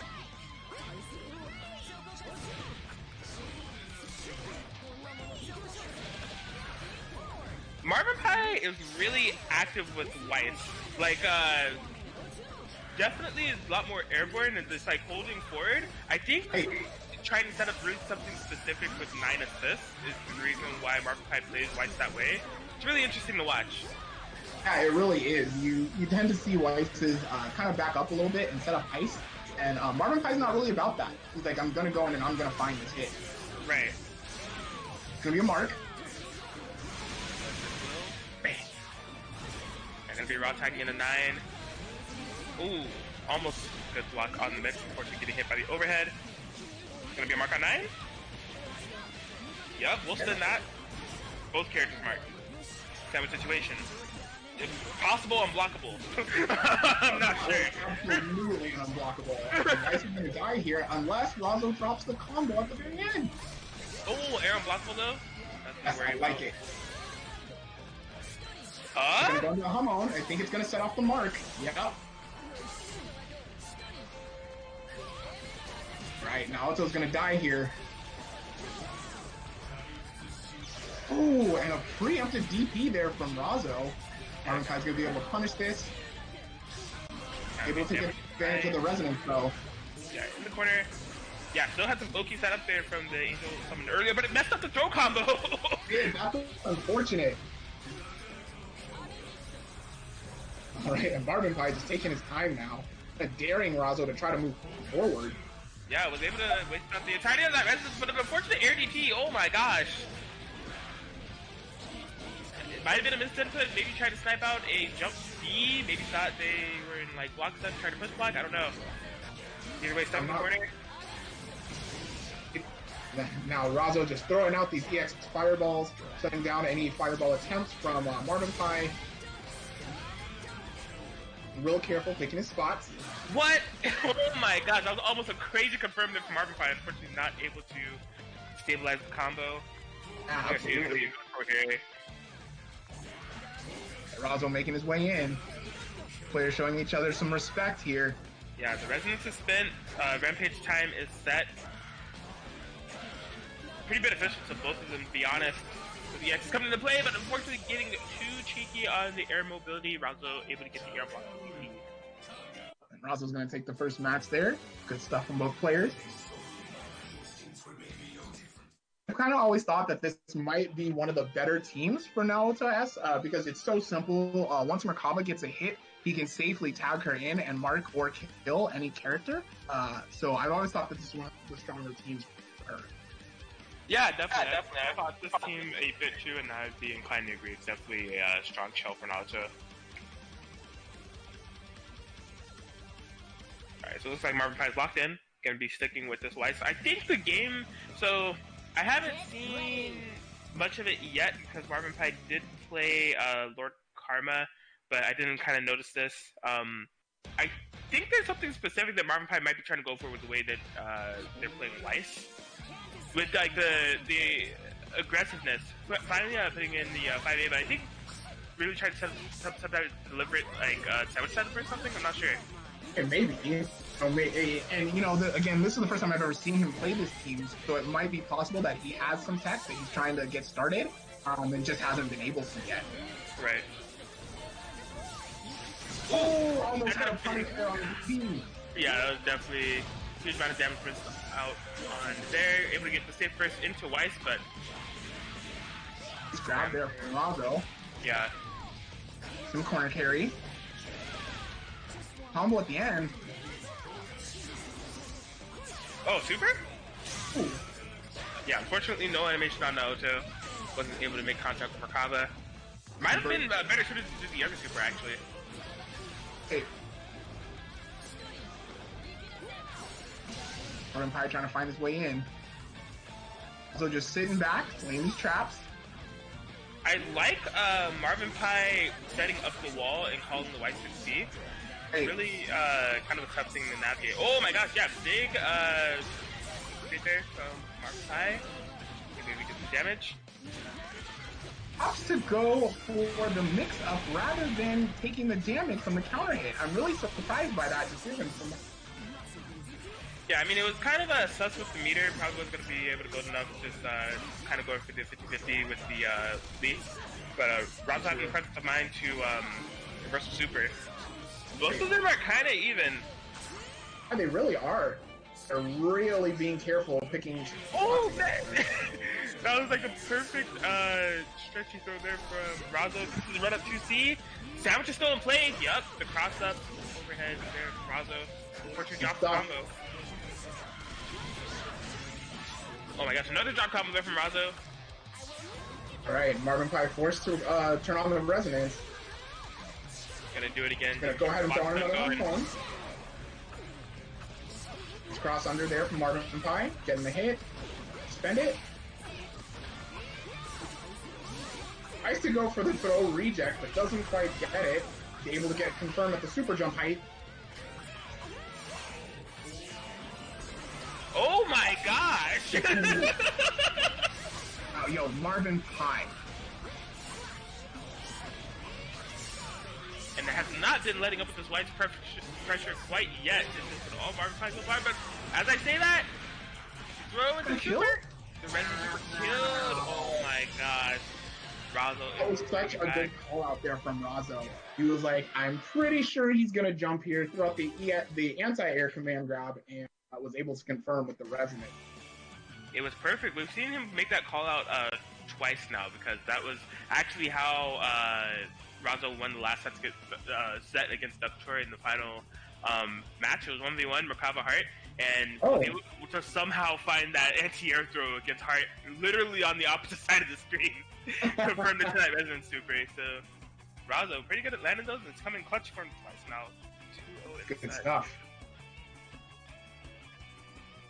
So is Marvin PI going to be inclined to switch or commit to this Weiss 9?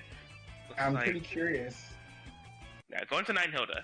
Yeah, not surprised. He's down 2-0 right now, so we go to the tried and true or bring things back.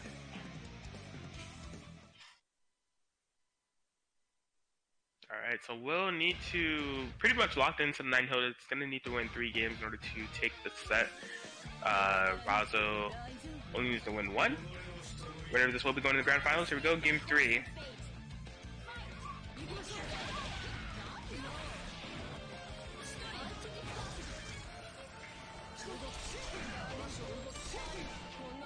Yeah, we can see now, that's something maybe Marvin PI has been doing before, but I'm just now catching on to. Setting up the mirror and calling assist behind it. It's a pretty good way to play, especially just like, not even just the mirror, just spells in general with assist behind it. Been getting a lot of mileage from Marvin PI. And he's very good about setting up spells and, like you mentioned, keeping the assist behind them and just actually playing 9 a little bit more defensively, which I think is a really interesting choice, because you don't see a lot of 9 players playing her that way. Right. And now he's just going to sit full screen. He's like, Merkava's got big normals, I can have big normals too. Definitely. Whoa, what a... Wow! Red FTP with Hilda? That was a call out if I've never seen one. Definitely. And it was just from out of nowhere, bro. Like, basically, like 60 in-game seconds of super defensive play out of nowhere. Red FTP. Like... Oh my god, yeah. You get the grab active switch, doesn't quite work out. Razo able to mark Hilda. That's going to be really important later on. Ooh, good throw from Razo. And the invul on the EX there from 9, good stuff. Punishes the DP. I'm pretty sure he's going to be able to kill off Naoto here. Definitely will. Alright. That's very important because that's going to get rid of the mark on Hilda. Oh my gosh, another DP! Just hitting with Hilda! Oh, Marvin PI with these DPs. Wow, it went into super. Maybe it was a reaction on the tag, I'm not even sure. You know, I feel like he was expecting Marvin PI to press a button there and was trying to punish the button, but since Marvin PI raw tagged, he just punished the raw tag. Right. That was almost a super sick combo confirmed by Marvin PI, which is a little bit mistimed. Marvin PI just trying to kind of bait Razo into pressing some buttons. It works out. He's able to get in and secure a win. So it's right now going to be 2-1. Good stuff there to Marvin PI. I kind of really like the way that Marvin PI is playing this 9 Hilda so far. just with the really defensive play, setting up the supposed with the assist behind, but then all of a sudden, sudden aggression when the time is right. I think it's really kind of a strong play style that Marvin PI is implementing here. Absolutely. Alright, so let's see if Razo's possibly pondering a character swap. Does have 2 games to gamble.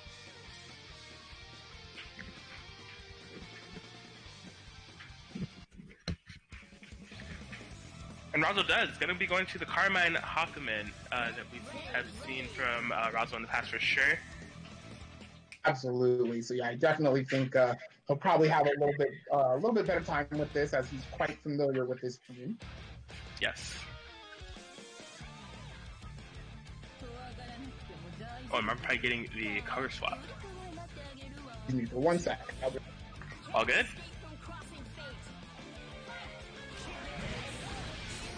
Alright, so Marvin PI actually starting Hilda this time.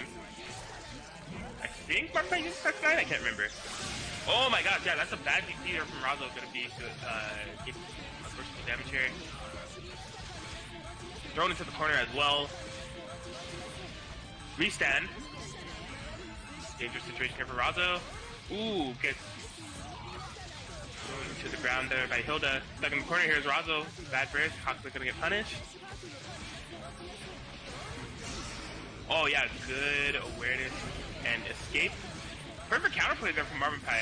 All things considered to avoid that super and to keep the pressure going. Razo seems to be struggling so far with this switch. I think this is the first time that Razo has pulled out in this tournament, unless it was done off stream. It's gonna be all up to the solo Hakumen as the active switch mix of hits. And Marvin PI is going to take it, tying up the set at 2-2. Yeah, pretty dominant round there from Marvin PI. Possibly Razo shaking off the cobwebs, trying to remember how to play the main team. As I think this is the first time that he's pulled it out in the tournament so far. Sorry about that, my friend. I am back. Looks like Marvin PI won that second one. Yeah, we're tied up here at 2-2.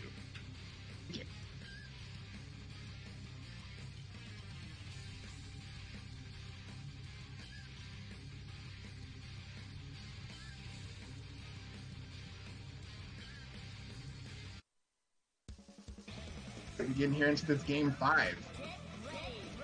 There we go. Yeah, we're fired up and ready to go. Razo going to be starting out the Hakumen instead of starting out the Carmine this time. Right, interesting choice. Let's see what he's got. You know, Hakumen can definitely do some things about projectiles. The hit there on the Hilda assist. He finds the overhead. And PI opt in a burst. First point. Ooh, a strong 2B there from Razo to stop Hilda from pressing those buttons in the air. Ooh, unfortunately, gonna be able to punish the Hilda DP.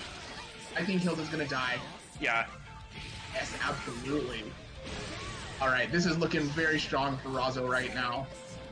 Hilda already out of the picture, and Razo with 2 very, very healthy characters. Definitely, Razo just needs this one game in order to propel in the grand final, so looking really comfortable now so far, already having a character down. 2 super healthy characters on the back line. Marvin PI is going to need a ton of outplay in order to make this comeback. Absolutely is. I think it may be a little bit harder now that, you know, he's having to fight Hakumen, who can, you know, set up the orbs against his projectiles, just kind of force 9 to not be able to play the way she wants to. There we go. Finding the hit. Razo getting the hit. Gonna be it? Not quite. Marvin PI with a Magic Pixel going to be able to activate the resonance. Yep. A little bit of health back. With level 2 resonance, so it's not going to be anything too crazy, and the life. So, like I said at the beginning, a lot of outplay is going to be necessary in order to make this comeback. Absolutely. You can really see Marvin PI holding back a lot. Not really able to get anything started here. Just has to be so careful. It's such a fragile situation to be in, especially now that the resonance is gone. Got to get a little bit of chip and some damage on Carmine. Most of it has been held back. Razo going to just really lame it out and take advantage of the situation fully. Let Hakumen fill up. Yeah. I mean, it's totally working out for him. He's definitely content to just sit back, and the clock is steadily ticking down. I feel like Marvin PI doing these steady walk forwards to build meter has the 2 max gauge now. Razo Going in ever so slightly. Okay, it looks like that was the spell that Marvin PI was trying to build, but unfortunately he's not going to make any contact as Razo wins the set and goes into grand finals off of that confirmed with Carmine Hockman's switch. Good stuff. Yeah, absolutely. And yeah, Marvin PI, he definitely lost the match there when he got that DP there from Hilda and it got punished. You know, Razo was able to kill her off pretty early there and, you know, kind of force him to have to try to just kind of figure out a way to get in and get a hit, and it just didn't quite work out for him.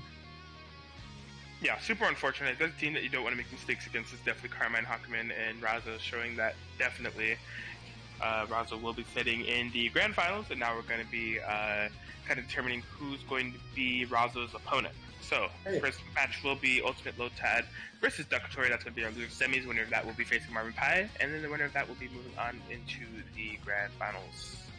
And that should be a very interesting match. Yeah.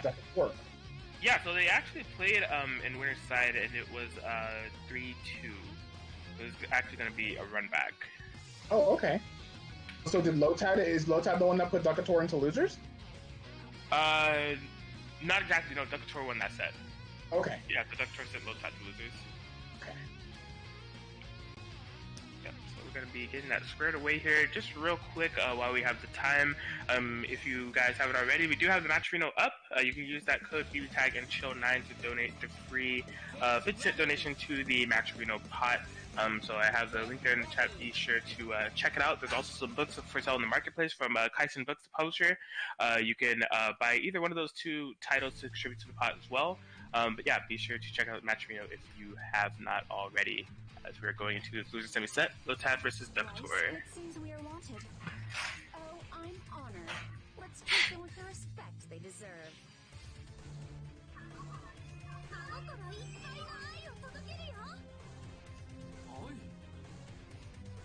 Alright, here we go. Right, Doctore backing it up and calling the Akatsuki assist at the very beginning. Ooh, gotta have to come off this. Oh yeah, great arrow and blockable kind of created this from Lotad. Hey, Doctore finding the burst. Able to get in and get a hit there on Weiss. To the corner. Oh my gosh, yeah, it was a throw this time. Oh, Ooh, tried to bait the burst, but it didn't quite work out. Right. Now both players are kind of similar scenarios when it comes to their life and their resources. Right. Ooh, snipe the... You're gonna have to be careful calling that Weiss. That laser snipe is definitely something that Lotad will have to keep an eye out for. Getting it confirmed here on Akatsuki though. Absolutely.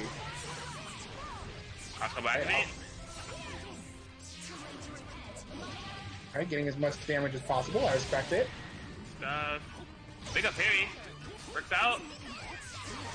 Oh my gosh, that's a true unblockable. Yeah. That it is. Use the push block. I don't want to say prematurely because it's always a threat, but it definitely opened Lotad up for a true unblockable situation there. Right. Right, and Lotad just backing up there. Didn't want to deal with any pressure that may be coming. Nice 2B. Able to snipe out of the air and get the kill. Yeah, so now it's going to be up to Doctore's solo Akatsuki to bring this back. Unfortunately, dropped the combo. Lotad able to pull it back and take the game. You know, I couldn't remember how Doctore Lotad ended at first, but from that drop combo confirm, it all came rushing back to me. It was off of a drop combo confirm. Like, it was, Doctore did, I think, either a reversal parry or a reversal super. Yeah, it was a reversal heart super, and then Lotad had the punish, but unfortunately, like, dropped the combo, and Doctore ended up taking it. So that was a super, super tight set. But Lotad having none of that this time, able to clean up and take the set. We're going to game 2. Get ready. Get ready. That was weird. I don't know what happened there, but all of a sudden I was not in Discord anymore. Yeah, I heard. I was like, man, what's going on? Welcome back. Thank you. Weiss, it seems we are wanted. Oh, I'm honored. Let's treat them with the respect they deserve. Alright, so we saw a pretty respectful and kind of defensive round start scenarios from both these players in the last round, so let's see what we're going into for this round. Oh, you can see Lotad opting to kind of try to cover the air in case Doctore would do a air-to-air start. Right. What's the case, and oh my gosh, yeah, the Akatsuki 5P setting up for the overhead on Doctore's side as well. It's just been all Doctore in these first 10 seconds. It definitely has, and that was really unfortunate on the burst there. Like, I felt like Lotad had the right idea of when to burst, but since Doctore had used the dive kick, it whiffed. Right. Alright, so huge nice news broke by Doctore so far. Oh my gosh, yeah, you see Heart flying through the ice shard. Yeah, that was really good. And that's what's so good about Heart. She can just avoid so much stuff with that back homing dash invincibility. I like Doctore opting to not fly into the Ori 4P and instead setting up the orb to stall the air momentum. That's very smart. Right. It's the grab. And we're going to go ahead and go into Residence. How to steal out this game. Yeah, this will definitely be enough damage to kill Weiss, so Doctore is going to take game 2. Punch. Alright, Doctore taking game 2 pretty convincingly there. It seems like Lotad's having a little bit of a hard time just kind of getting things started. He's had some really good, counter assist calls and that type of thing, but not really able to get any significant damage. Yeah, I'd say so. I mean, that last round was super snowbally.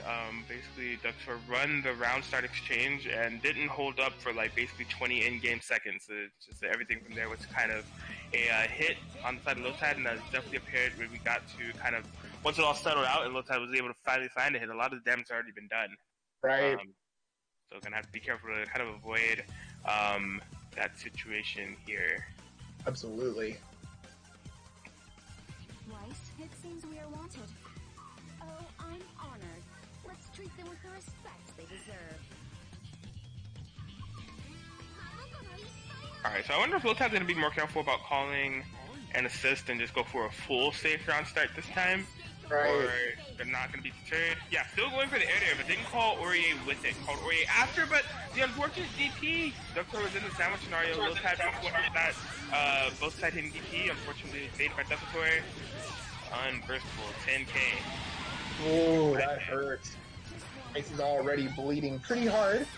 Lotad finding his way to DP out. Nice Grab. attack,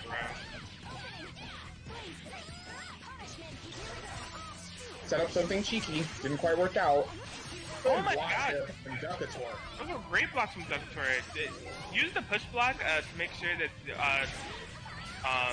out of danger, but still able to find the 2-2-6 and set the sandwich. Doctore blocked it all perfectly regardless. Right.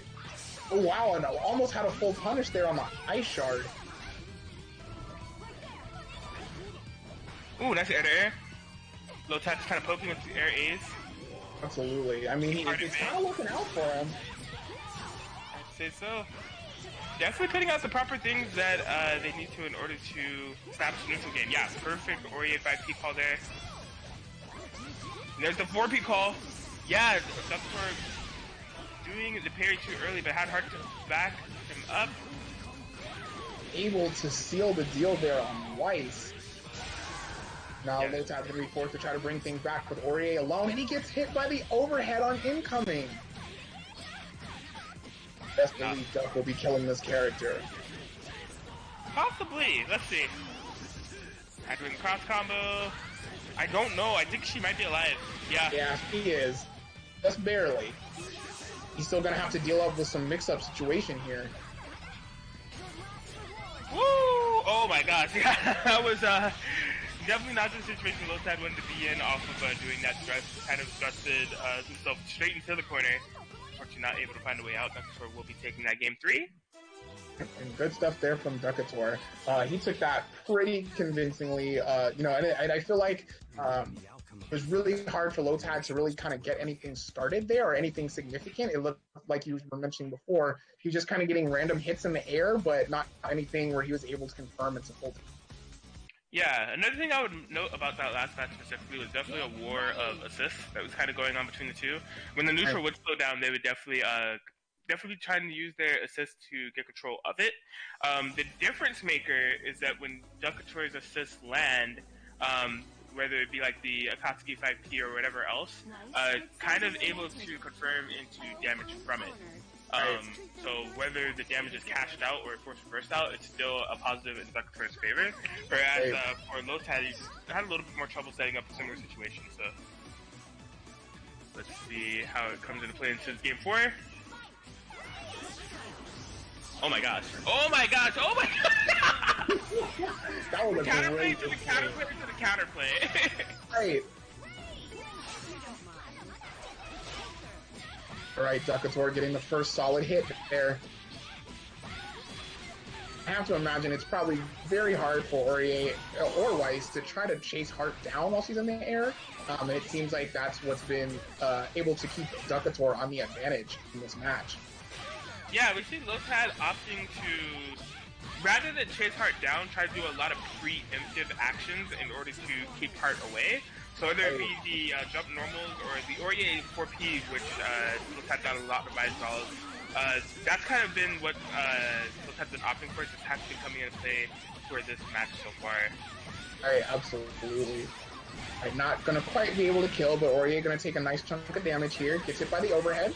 Yikes, and we're all ready to solo Weiss here. Lotad letting it all rock on the solo Weiss. Don't need to win this game. Sandwich? Oh my gosh, gets the Nice throw! grab. Oh no! Able to confirm, that's unfortunate. I think he's gonna want to go into resonance relatively soon unless he gets a happy birthday. Really needs to kill Hart here. Oh my gosh, the drop combo, no! Oh, The that was 5BT it. trying to chase her down, doesn't want her to tag! Has to be so careful, she gets out for free! A heartbreaker drop there from Lotad. Staying in it though, trying to keep the aggression on. Akatsuki gets the TRM! Stuff there from Lotad for the TRM there. Cashing out instantly here. Oh no, the parry? Ooh. A parry of her own! Going into resonance off of that, doesn't have to worry about any assist. Oh my god, he immediately puts block. Doctore has no meter. He's opting to parry all these ice shards. Lotad, oh my gosh! That was amazing recognition there from Doctore. Doctore, knowing that they didn't have any more meter, just gonna opt to parry all those ice shards, but had the defensive assist in play when Lotad recognized that they might want to go in. Not able to kill her quite yet, and finds the low. Doctore able to take the set 3-1. Absolutely. Yeah, it really seemed like Lotad just couldn't quite finish it out, and he had that happy birthday, and it dropped that could have definitely turned the tide for him because he would have been able to kill Hart and possibly, bring things back. So that's pretty unfortunate there, but good stuff there from Lotad. Had a really good showing. Couture's gonna move on. Definitely. So our top 3 is set. We do have Razo Sharp waiting in grand finals. We're going to be figuring out who's going to be joining Razo. Will it be Marvin PI or Ultimate Lotad, as we're getting our losers finals match set up here real quick. Before we get started, I will post the match arena link again, as we are winding down to the last 2 sets, or possibly 3 if there's a reset of the tournament. Make sure if you haven't already to donate that free 50 cents to the pot using the code BBTAG and Chill9. Again, that's BBTAG and Chill9. You can use that to donate your free 50 cents to the pot. Also, there are some books on sale at the marketplace in the match arena, thanks to Kaisen Books, the publisher. They do have 2 books on sale, one being Loner Life and Another World Volume 1, and Shetatsuken Ryukasaki-san. If you're looking for some new mangas to read, you can opt to buy those and donate to the pot. Yeah, we're coming up to the end of BBTAG and Chill number 9 here. Just in case you guys didn't hear from earlier, the announcement, there is BBTAG and Chill number 10 next week. Going to be taking on a little bit of a different format for the 10th one. It's going to be a 2v2 tournament. So if you want to tag up with one of your teammates, can escape from crossing fate, feel free to do so on PS4 and PC. Alright, losers finals. Alright, Doctore getting in there, getting things started off strong. Marvin PI able to find the burst. And I definitely feel like Hart is a rough matchup for Hilda. Hilda's normals, though big, they do have a lot of recovery, and it's pretty easy for Hart to use the back homing air dash to avoid them and get in and punch. That definitely makes sense. I could definitely see that coming into play. I'm wondering if Marvin PI is going to implement, is that, I can't remember who Marvin PI was playing where they did this, but essentially having the 9-point using the first pulse on the hill to 16, it's probably a little bit more useful. Finding out the recording here though.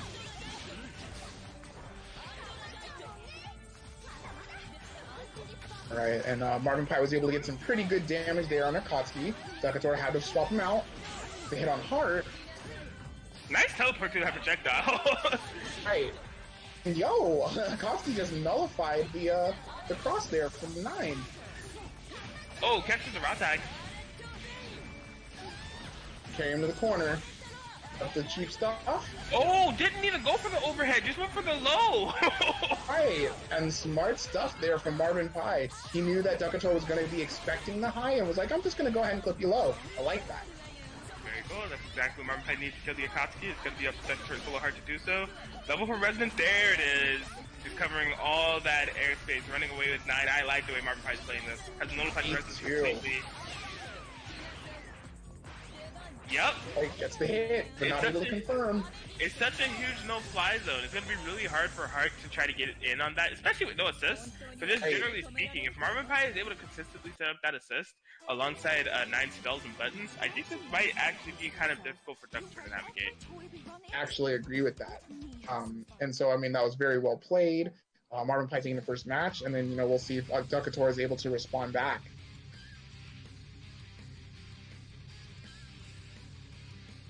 Yeah, but that is the thing with that Hilda assist. Even though like it is great at covering the space, it is kind of slow on startup. So from that 1v2 situation with Hart, yeah, it's gonna be a terror. But you know, definitely Doctore still has Katsuki 5P and 6P in the back burner and not afraid to use those tools. So let's see how they come into play in this match. Absolutely. All right, so Marvin PI moving forward right there at the start. Dangerous sandwich. A great block so far. Yeah, perfect presence of mind from Marvin PI there. So there was a possible unblockable scenario there, but Marvin PI didn't push block. Recognized it was mistimed. Able to save meter and block the mix-up perfectly. That was excellent defense from Marvin PI. It really was. Right, now he's just trying to find his way around the screen. Fedora trying to get in and get a hit. Oh, that's huge! Gotta get into time to bring the damage here. I think he's gonna be able to, bring Hilda back and get a full cross combo. Yo, that's huge damage! Oh, wow, this is an overhead. Masterfully played here. Oh, didn't go into the other special. A punish? That is a punish. Man, counter hit 214 DC super starter with Akatsuki and Resonance. Yeah, right. It's gonna do a good amount of damage. Nearly 10k. Those are Absolutely. Can't quite get it. Alright, switches into Hilda. Smart choice. Let 9 build some health. He just crosses him up nice and easy. And right there, I think Doctore was just kind of holding forward because he just got hit by the raw Hilda 5B. Absolutely. I mean, that's not a bad idea to have when you're playing Akatsuki against 9 Hilda. It's definitely, you do not want to end up full screen because your options are quite limited. So, yeah. Absolutely. I like the way Marvin PI is playing this matchup a lot. Definitely, not cracking on defense is a lot of the name of the game here for Marvin PI, to where, like, that sequence that Marvin PI blocked from Doctore was absolutely perfect. Yes, that was insane. A lot of people, when it's Akatsuki point, and they see, as soon as they hear Bitatsu come, they just push block Akatsuki instantly. Just because, you know, it is unblockable, but it has to be, like, timed properly. Marvin PI seeing that it just timed it properly, and just blocked it straight up. It is really good. That just means it's good presence of mind from him. Absolutely. Alright, Doctore seems to finally be getting his stuff started. Ooh, goes low this time. Whoa. He's a burst. Oh yes, he is and gonna die. Burst! Oh no, 9 is dead. Alright, this could very possibly be Doctore's game. A side switch, good blocks there from Doctore. Oh, nice that was literally a centimeter away from it. Oh my gosh. That's exactly what I was talking about earlier. You know, she's able to get that air backdash and just, you know, involve her way through all of those things and punish accordingly. Rough stuff here for Marvin PI. Stuck in this corner. Yeah, 8-8 DP. Yeah. Take game 3. Doctore took that very convincingly. Putting himself on the board. It is now 2-1. Yeah, that was definitely, I would surmise that round is definitely an ideal Doctor round. That's kind of the situations and games that Doctor seems to go for, where it's just really big snowballs, a lot of corner pressure being set up for Hart to get those really threatening situations off the media assist into the overhead or the low or the throw, and all of it coming up perfectly there for Doctor to be able to, like, game 3, that's exactly the type of momentum that they need to kind of move forward.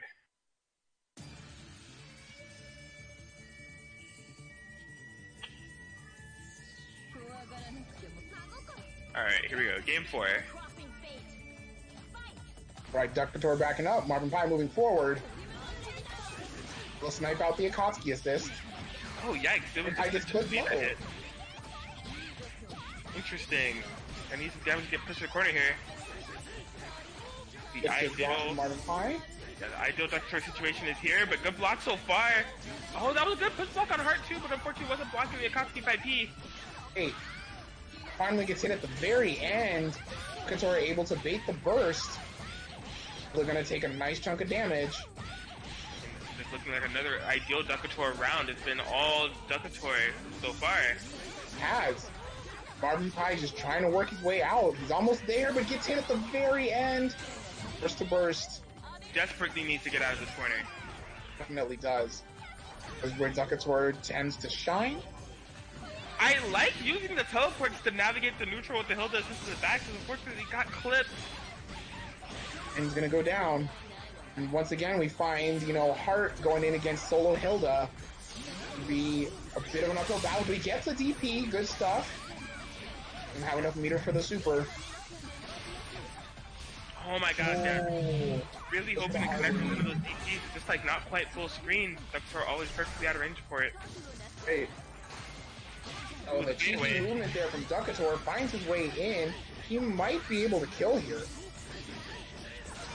And back-to-back ideal Doctor rounds will be tying this set up at 2-2. Marvin PI was looking so dominant in the first 2 games. I really liked a lot of the ideas that Marvin PI was bringing to the table, but Doctor has been kind of set free from that gameplay and able to get their game plan started and hasn't let up since.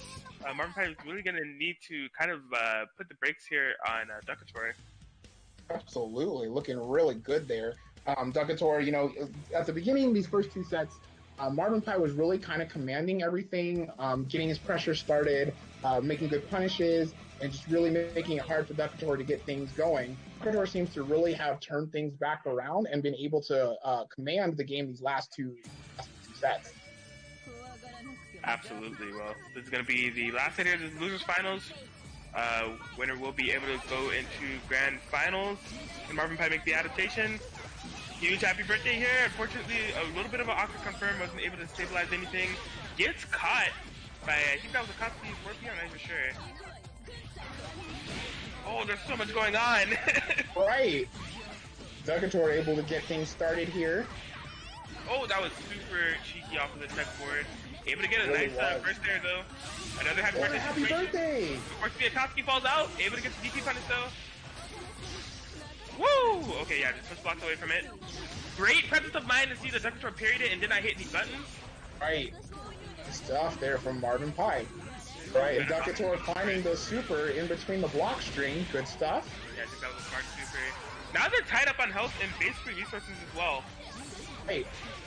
Finally, that DP coming into play for Marvin PI. I've been trying to use that until the DP for quite a bit. Just has to find it, finds it there. Oh my god, the battle of assists. The DP finding it again, getting this 5C this time. Marvin PI finding some hits here. Hey. Oh, and that's huge. Yeah, force the first. Will you be able to confirm into a kill, into a Akatsuki against the 5C ender? A parry, but there's more hits to come. Wasn't able to confirm to a combo. Oh, gets the low. Oh yeah, instantly setting up pins at the resonance. That's for first to block. Has to do the solo hard. And we saw the way this was played for Marvin PI last time, but it was required 9 being in the front with the Hilda assist, but now Hilda's down. It'll be a 1v1 scenario here. Oh, and Doctor running in with the pressure, and he gets the hits. Super tense. Nice blocks there from Marvin PI. Backing it up, trying to create some space for himself. It's hit, but Doctor's not able to confirm. Doctor relentless with the pressure.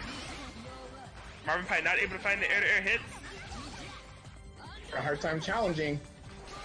Oh, Doctore gets in and gets a counter hit. Huge jump in. Won't be death, but it's going to be OP. Corner push as well. Great throw tech. Absolutely. And Marvin PI working his way forward. Oh my gosh! What a reaction there from Marvin PI to get that tracking move up the heart. Couldn't quite kill. Trying to get the pressure. Oh my gosh, it's fine. Counter hit. Oh no. Jump a counter hit, and Doctore takes the set 3-2. That was super great. I really thought that Marvin PI was going to be able to bring it back, and just as he goes for the air-to-air, Doctore able to get away with the back homing and close it out with the counter hits and seal the deal. So good stuff to both players there. Marvin PI going to be taking third place. Absolutely, yes. The reverse 3-0 there from Doctore. Wow, that last game was super tense. Good stuff to Marvin PI to make those adaptations to make sure there wasn't a snowball type of game. Really came down to a wire there. It really did. Both very strong players. Both have very good presence of mind. And like you mentioned before, Marvin PI's defense has really been taking him really far in these games. Definitely. I mean, like, that's just like a team that's like basically, you know, through the cross combo activations and everything, you have to block a lot of mix-ups. But Marvin PI definitely was showing off that defense there. Good stuff. The grand final stage has been set. We do have Razo versus Doctore. Razo coming from the winner's side. Razo rocking the Naoto Merkaba. Once again, Doctore running his tried and true Heart Akatsuki. Absolutely. Here we go. So game one of the grand final set. All right. Starting off big with a happy birthday. The combo at the end and be able to pick up. Oh, what a disgusting back homing cancel to punish the burst from Doctore. He drops the combo at the very end. Doctore's trying to keep the pressure going. It seems to be working out so far. Ooh, that could have been a huge weapon punish, unfortunately, off the combo. Still finds the empty jump low regardless. Cash out the punch, damage. Barely gonna live. Forced to burst out just to save Merkaba.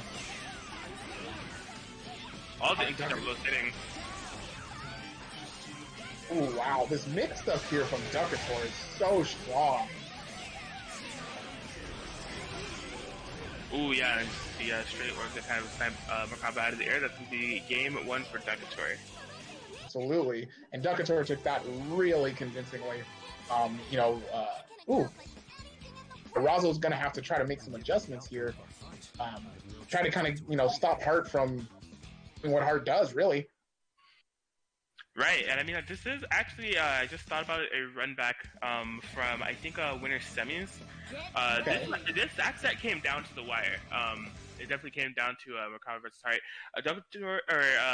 Razo had a lot of great call-outs for Merkaba in that matchup, utilizing like the jump B to literally air-to-air Hart, which I thought was really cool. See if Razo's able to get any of that started. I like him starting Merkaba this time. Merkaba, with those giant normals of his, he's going to be able to contest Hart in the air a little bit better, and probably kind of get things started a little bit more. Seems so. Looks like it's all good so far, unless she has Invul on her homing dash to nullify that situation. Right? Oh, man. Right? Open up counter hit.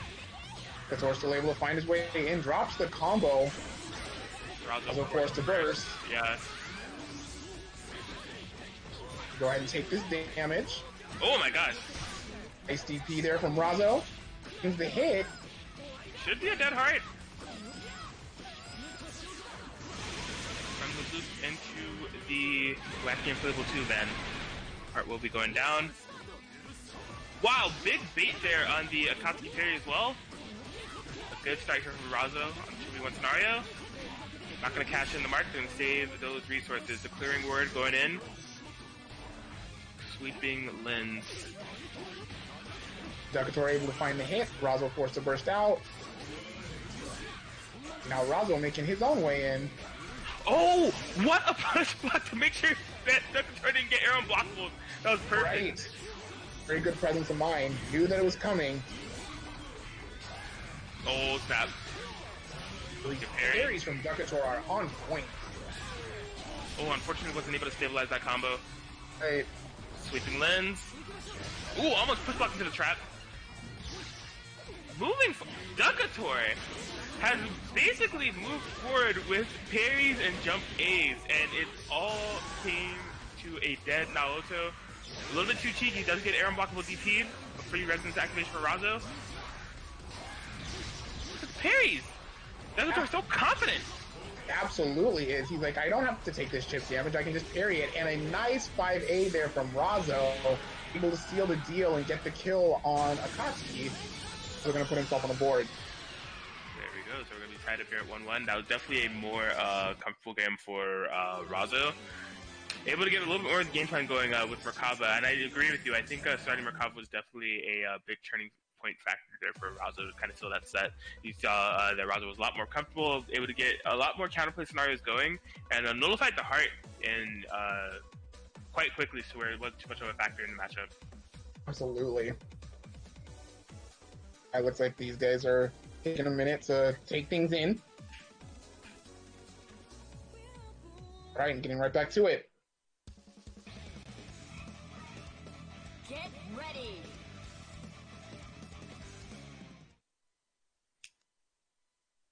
All right, and yeah, the other big thing about that match was definitely, although solo Akatsuki, it started out with a DP bait. So Doctore definitely is super confident in parries. Uses those parries to kind of clear out the Naruto traps, but also is comfortable using them as a reversal. Razo was able to start that last round out with a bang. So here we go, game 3. Seeing to start Naoto again. Interesting choice. Yeah, I felt like he got a lot of good mileage there with Merkaba last time. Nice anti-air 4A there from Doctore. You gotta deal with the cheap stop. Yeah, but even if it's first, not too big of a cash out there for Doctore. Razo should be happy with those results. Absolutely. Got another trap. Also just gonna set it up. Doctore being like, that's fine, I got some stuff to deal with these traps. Right. Ooh, very nice. Versus DP. Great 2B as well. Oh my gosh, this is a happy birthday? He's able to mark both characters! A double mark? That's huge for Razo. Absolutely. Flies in? Gets hurt? Yeah. Doesn't for parrying the same heart. Oh my gosh. But Oh wow. Not quite enough meter to seal the deal there on Akatsuki. Yeah, I thought Razo would be able to go and loop into Hamaon. Unfortunately, wasn't quite able to get the combo. There we go. Yeah. We're nice and easy. Akatsuki's gonna die. No ifs, ands, or buts about it. So Razo a bit chilling. Doctore is bleeding quite a bit on the heart. Razo has two very healthy characters. It's going to try to seal this with some type of easy sandwich or something of that sort. Doesn't want to commit too much. Able to get the air blockable DP though. Right, so she's back into Naoto. She's looking a little bit more healthy than Merkaba. Runs into the laser. Doctore just trying to find his way in now. Razo sitting pretty in the back here. Yeah, Razo just trying to set up more traps. Doctore can clear traps with orbs, but those orbs track, so as long as Razo's not standing anywhere near the traps that they've already set up, they're not going to make any collisions, so... Oh my gosh, wasn't able to get a punish there! It's okay, still able to stabilize something, but drops the combo. The longer this goes on, the better it kind of gets for Doctore, but able to get the air unblockable setup, good stuff to Razo for setting that up. Great. Now that's bringing Razo up 2-1 right now. Doctore is going to have to try to make some adjustments, or, you know, Razo's going to take the game with this next round. Absolutely. The tournament point here for Razo. Razo's been looking strong with this Naoto Merkaba pick. I think Razo trying to use the tournament to prove a little bit more comfortable with this Naoto Merkaba, because just the majority of matches I've seen, at least on stream, Razo's opted to go with Karma and Hakumen. But the Naoto Merkaba picks have really been working out for Razo so far in this tournament. Really has.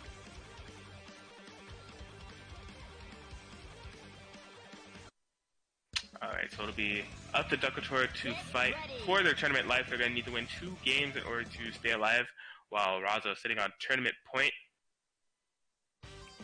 Let's see what comes of it.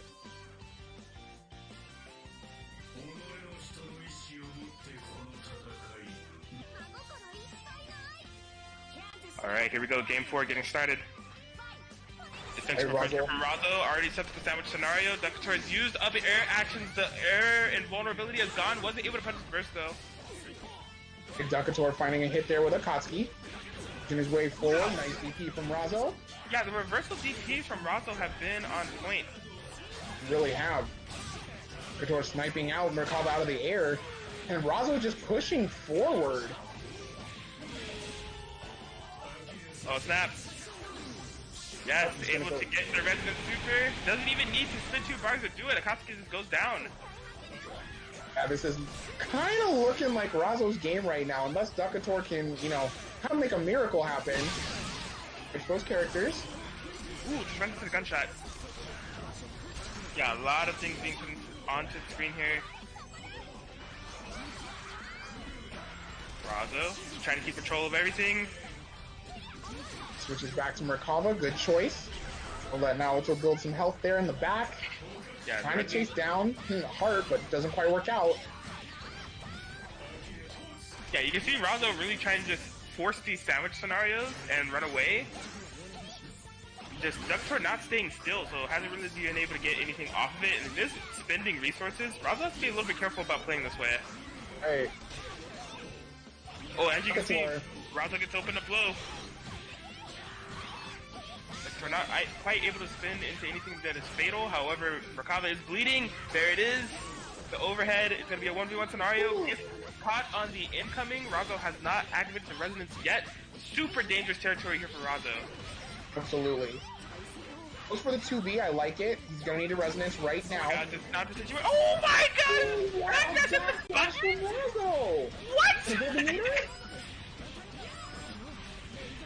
Not enough to build the meter.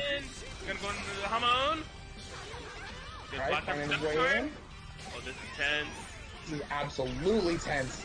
Alright, resonance out for both characters. Razo has set up a fort. Said, please do not approach me.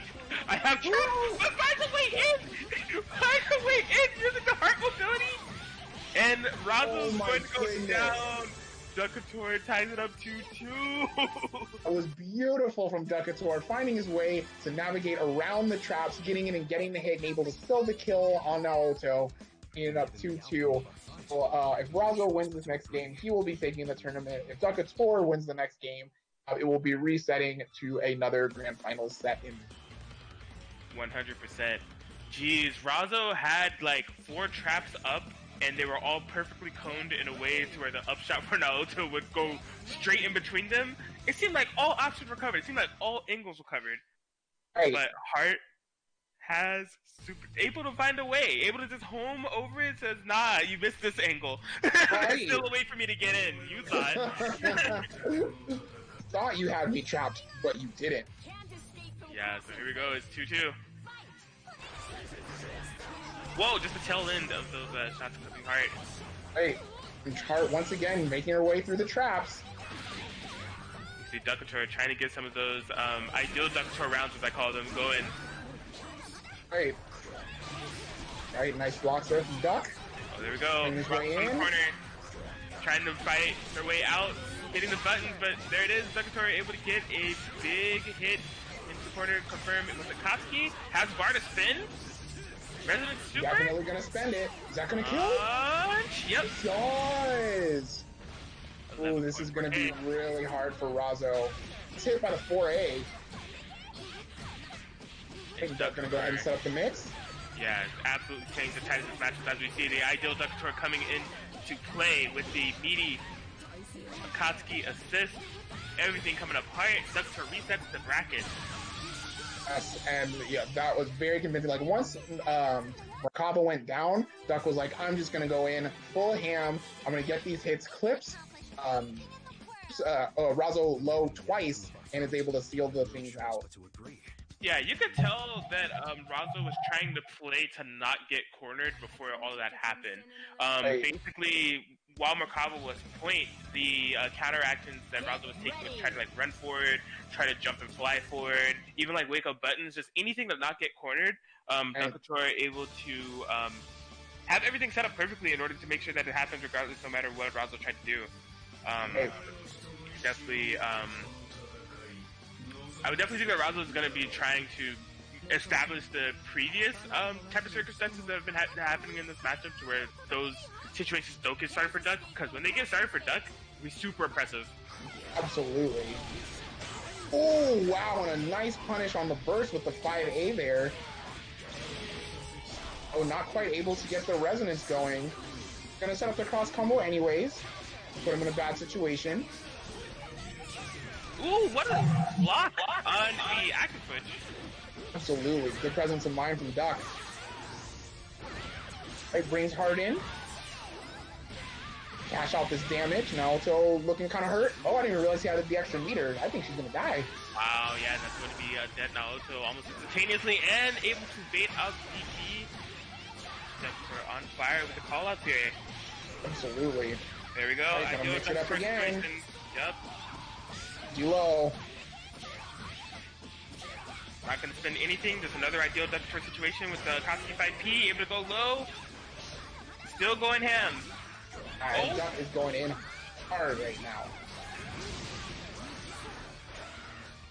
Yeah, and Razo just hasn't been able to breathe or set up anything at all. I mean, it is solo Merkava, but just in general, the Naruto went down so fast. It's not the situation that Razo wants to be in. Trying to find that anti call that helped him before. Hey, No dice. And he's going to be able to catch on the super. Doctore trying to run away with this one. right, and it seems like Razo's kind of losing steam a little bit. It seems like he's starting to have a harder time chasing Heart down, getting hits, and Doctore really seems to be taking advantage of that and just pushing his way in super hard. Yeah, there was something I noticed like right before, I think it was when it was 2-1 and Doctore was trying to seal it, and it was just solo Heart versus both of Razo's characters. Mm-hmm. The way that Razo was playing that was like running with Merkava and trying to set up a full screen sandwich, and like although it is a sandwich situation, Heart is so mobile that she can eventually just position herself to not be in any threat of anything at all. So, like although she's cornered in between two characters, there's nothing really being threatened to her. But now we see Razo making the character swap, going to be going with Karma and Wald. Interesting. I've never seen Razo play Waldstein, so I'm kind of curious how this is going to turn out for him. Absolutely, yeah. I'm curious to see too. I don't, yeah, it was usually Carmine Hoffman. I don't think I've seen Carmine Wald, so. This is a very 1.0 team right here. Yes. Alright, Razo gonna press the buttons. Nope, opts to back it up a little bit. Yeah, some stuff that Razo will definitely gain with Wald is definitely a little bit more full screen coverage. The assists are definitely pretty good, can possibly lock out Heart, but even when Wald is in, you know, Wald has huge buttons. So he's definitely on the screen. Might be a little bit helpful. Maybe the reason why Razo opted for it. Alright, Razo looking pretty good so far. Ooh, what a big bait there. This should be huge damage. Definitely should be a kill. Oh my god, yo. What? No! I was wondering what was going on there. I thought he was teabagging and then, like, went for the super, and I was like, it's gonna be a dead Akatsuki. Nah. Akatsuki's living. Akatsuki's DPing. The Heart gameplay is back going. Razo needs to get back control of this matchup immediately. And he does. Alright, Doctore able to get a strong hit here. Gonna go into cross combo. Oh my god. Doctore on the brink of death have somehow been able to make this all come back. Akatsuki living on a prayer. Gonna tag into Heart. Solid 11.5k. Cashed in on Carmine. He's taking himself for that drop, but can't think of it too much now, so has a game to play here. Right. Alright, Doctore just avoiding these wall normals like it's nothing. Yeah, and I mean, that should be a positive factor of having Wald on the team. But, oh no, she's... Oh, what? She got scoped. What? What is she here for? I think what happened is because of the invincibility on the startup of the super, I think Heart was really close to the ground, and so it counted as her touching the ground before the super. Whoa! Wasn't able to punch in time, had the parry going. Oh, but able to get the airstrings. Razo won't say anything yet. I won't say anything yet. It's not a Akatsuki. Did I curse it? My bad. You did. Alright, Doc trying to find his way in. Duck. What? Duck! So much outplay so far! Oh my god, the thing. Razo wasn't able to punish that. Oh my god, the trade confirmed! Not quite! Not in range! But no punish! Razo! Oh my god, this is god, he just oh my god. It's so Doctore! 1v2 situation. Doctore, he's so amazing. No room for sloppiness! Oh, and Akatsuki living on a prayer in the first place because of dropped combo there from Razo. And Doctore, even with his back against the wall on the solo Akatsuki, against a team like Carmine Walls with so much full screen control, there was just... I don't even have any words for the situation to be able to make that 2v1 comeback. That was insane. So good. And like, he's just so calm, so patient. He picks his spots and he makes it work out every time. Yeah, and I mean, I gotta say, it seems like it's the opposite for Razo, and Razo just not able to close out. Whether it be for the tournament or whether it be for a game after the reset, whether it be against solo Akatsuki, it's just Razo really needs to turn the tide of this matchup immediately. Doctore running away with it. It's 2-0 for Doctore right now. It really is. And going in. Alright, Razo able to find the burst, then gets hit overhead again. Doctore just really doing Doctore things right now. This is where Doctore wants you. Doctore wants you in the corner. Razo able to find this throw to kind of nullify things a little bit. Wasn't able to get a big confirm off of it though. Needs to really take advantage of Doctore not having the burst available and get some damage going, but not quite able to do it. Yep, finds the burst. Walled is in. Ooh, nice air C. The grab in gets range him. for it this time. It's gonna die. Doesn't even have to spend the extra bar. Alright, and we have solo Akatsuki again. And able to bait the DP this time. Razo looking a little bit more sharp this time. Hey. Whoa, what a reset. Oh, that was super sick. Was godlike. Oh, doesn't steal it out.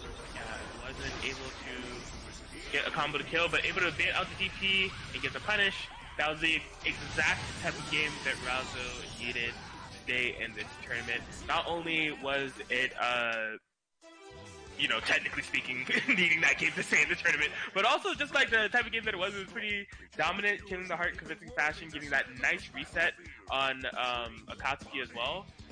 Hey, Razo has to be feeling a little bit better about this set, but still has 2 more games to go.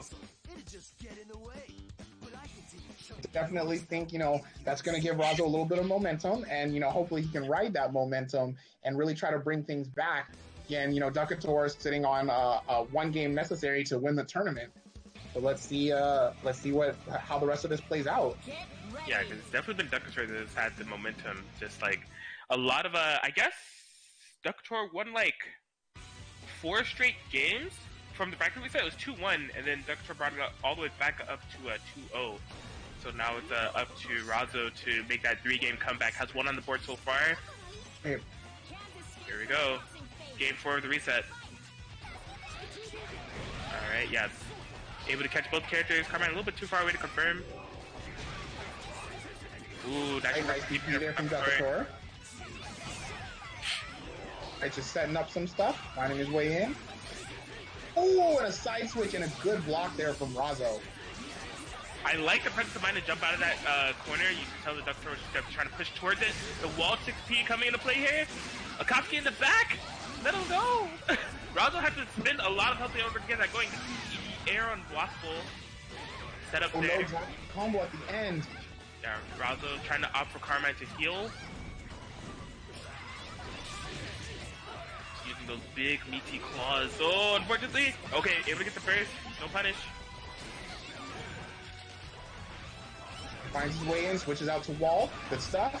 I like how Razo's playing this, putting out the hitboxes on screen with walls, you know, trying to let Carmine heal as much of that damage as possible as he slams hard into the wall with that punish. Nice. Big reverse DP. Alright, had to switch hard out so she could build back some health. Oh, tried to go for lightning straight combo, but the pin was there to save. 2B whiffs? Yeah. Not what I play against walls. wow. And I'm surprised Doctore didn't punish that burst there. He gets hit by the pinwheel. Also looking pretty strong right now. Seeing Dr. Burst. Then he just goes in and hits him with the air JA. And Razo bringing it back up 2-2. Another great game for Razo, able to bring it to 2-2, and also just another type of game that he needed. He was able to play that game at his pace. Just, you know, had Carmine at the point in the beginning, but had to spend a lot of resources in order to get that stuff going. One of those being Carmine's health, but was able to heal Carmine up by just playing the solo wall neutral with just the occasional Carmine call, and all of it just came up exactly the way that Razo needed to be to tie up the set. Yeah, definitely good stuff for both players here. We're going into the last match of the tournament here. Whoever wins this is going to take it. Yes, and this has been... Oh, man. This is guaranteed that every time that these two have played, it's been 3-2. This is absolute insanity. It was 3-2 on winter semis, 3-2 in grand finals at the time we got to reset. Now it's guaranteed to be 3-2 here. It's just who's going to have the last laugh. Hey. Who will become bread? Right, both players backing up super jump at the very beginning of the round. And that respect to each other. Oh wow, and Razo gets hit with the overhead. Oh my gosh, this finds him to blow. Alright, yeah, able to burst out of there. Needs to get out of this corner. Doesn't want Doctore to get that ideal Doctore round started. Here it is. Also the pressure. Doctore building up resources again. This is really dangerous situation here for Razo on defense. Blocking well so far, but there's more to come. Blocking well so far, but there's more to come. The low. What a counter hook there from Wall to the 2A, and it hits. Running away, but no! No burst there! Carbide. That was one of those situations where your character's about to die, and like that is where the burst is going to be expected. Doctore able to punish, gets the kill on Carmine, and this is going to be really rough from here. Yeah, it could be a confirmed kill. And Doctore able to make the grand finals reset and take BBTAG and chill number 9. Good stuff to Doctore, sealing the deal. Absolutely. Those were some amazing matches between those two. Very back and forth. You know, one would be up, just kind of dominating games, and the other one would bring it back, dominate some games. The other would bring things back and adapt again, and, you know, bring some games up. And then it came down to the final set, and Doctore was just able to seal it out. So good stuff from both of them, and good stuff to all our players that entered the tournament tonight. Yeah, definitely. I thought that was a really good set. You know, there was definitely some points where they were definitely pushing each other to adapt. There was a little bit of kind of spaghetti coming into play for Razo, but he was able to bring it back absolutely and tie it back up to 2-2 after that reset. That was awesome. And like you said, it was an awesome tournament in general. Just kind of run it back to the top 3. First place, as a reminder, we had, well, third place, we had Marvin PI. Second place, we went to Razo Sharp, and then first place to Doctore. Absolutely. Yeah, again, you know, shout outs to all our players tonight. Congratulations to Doctore for winning the tournament. Thanks everybody for also shout outs to Guzman Gaming for hosting these nice weekly tournaments for us. It's definitely been pretty awesome. Yeah, definitely.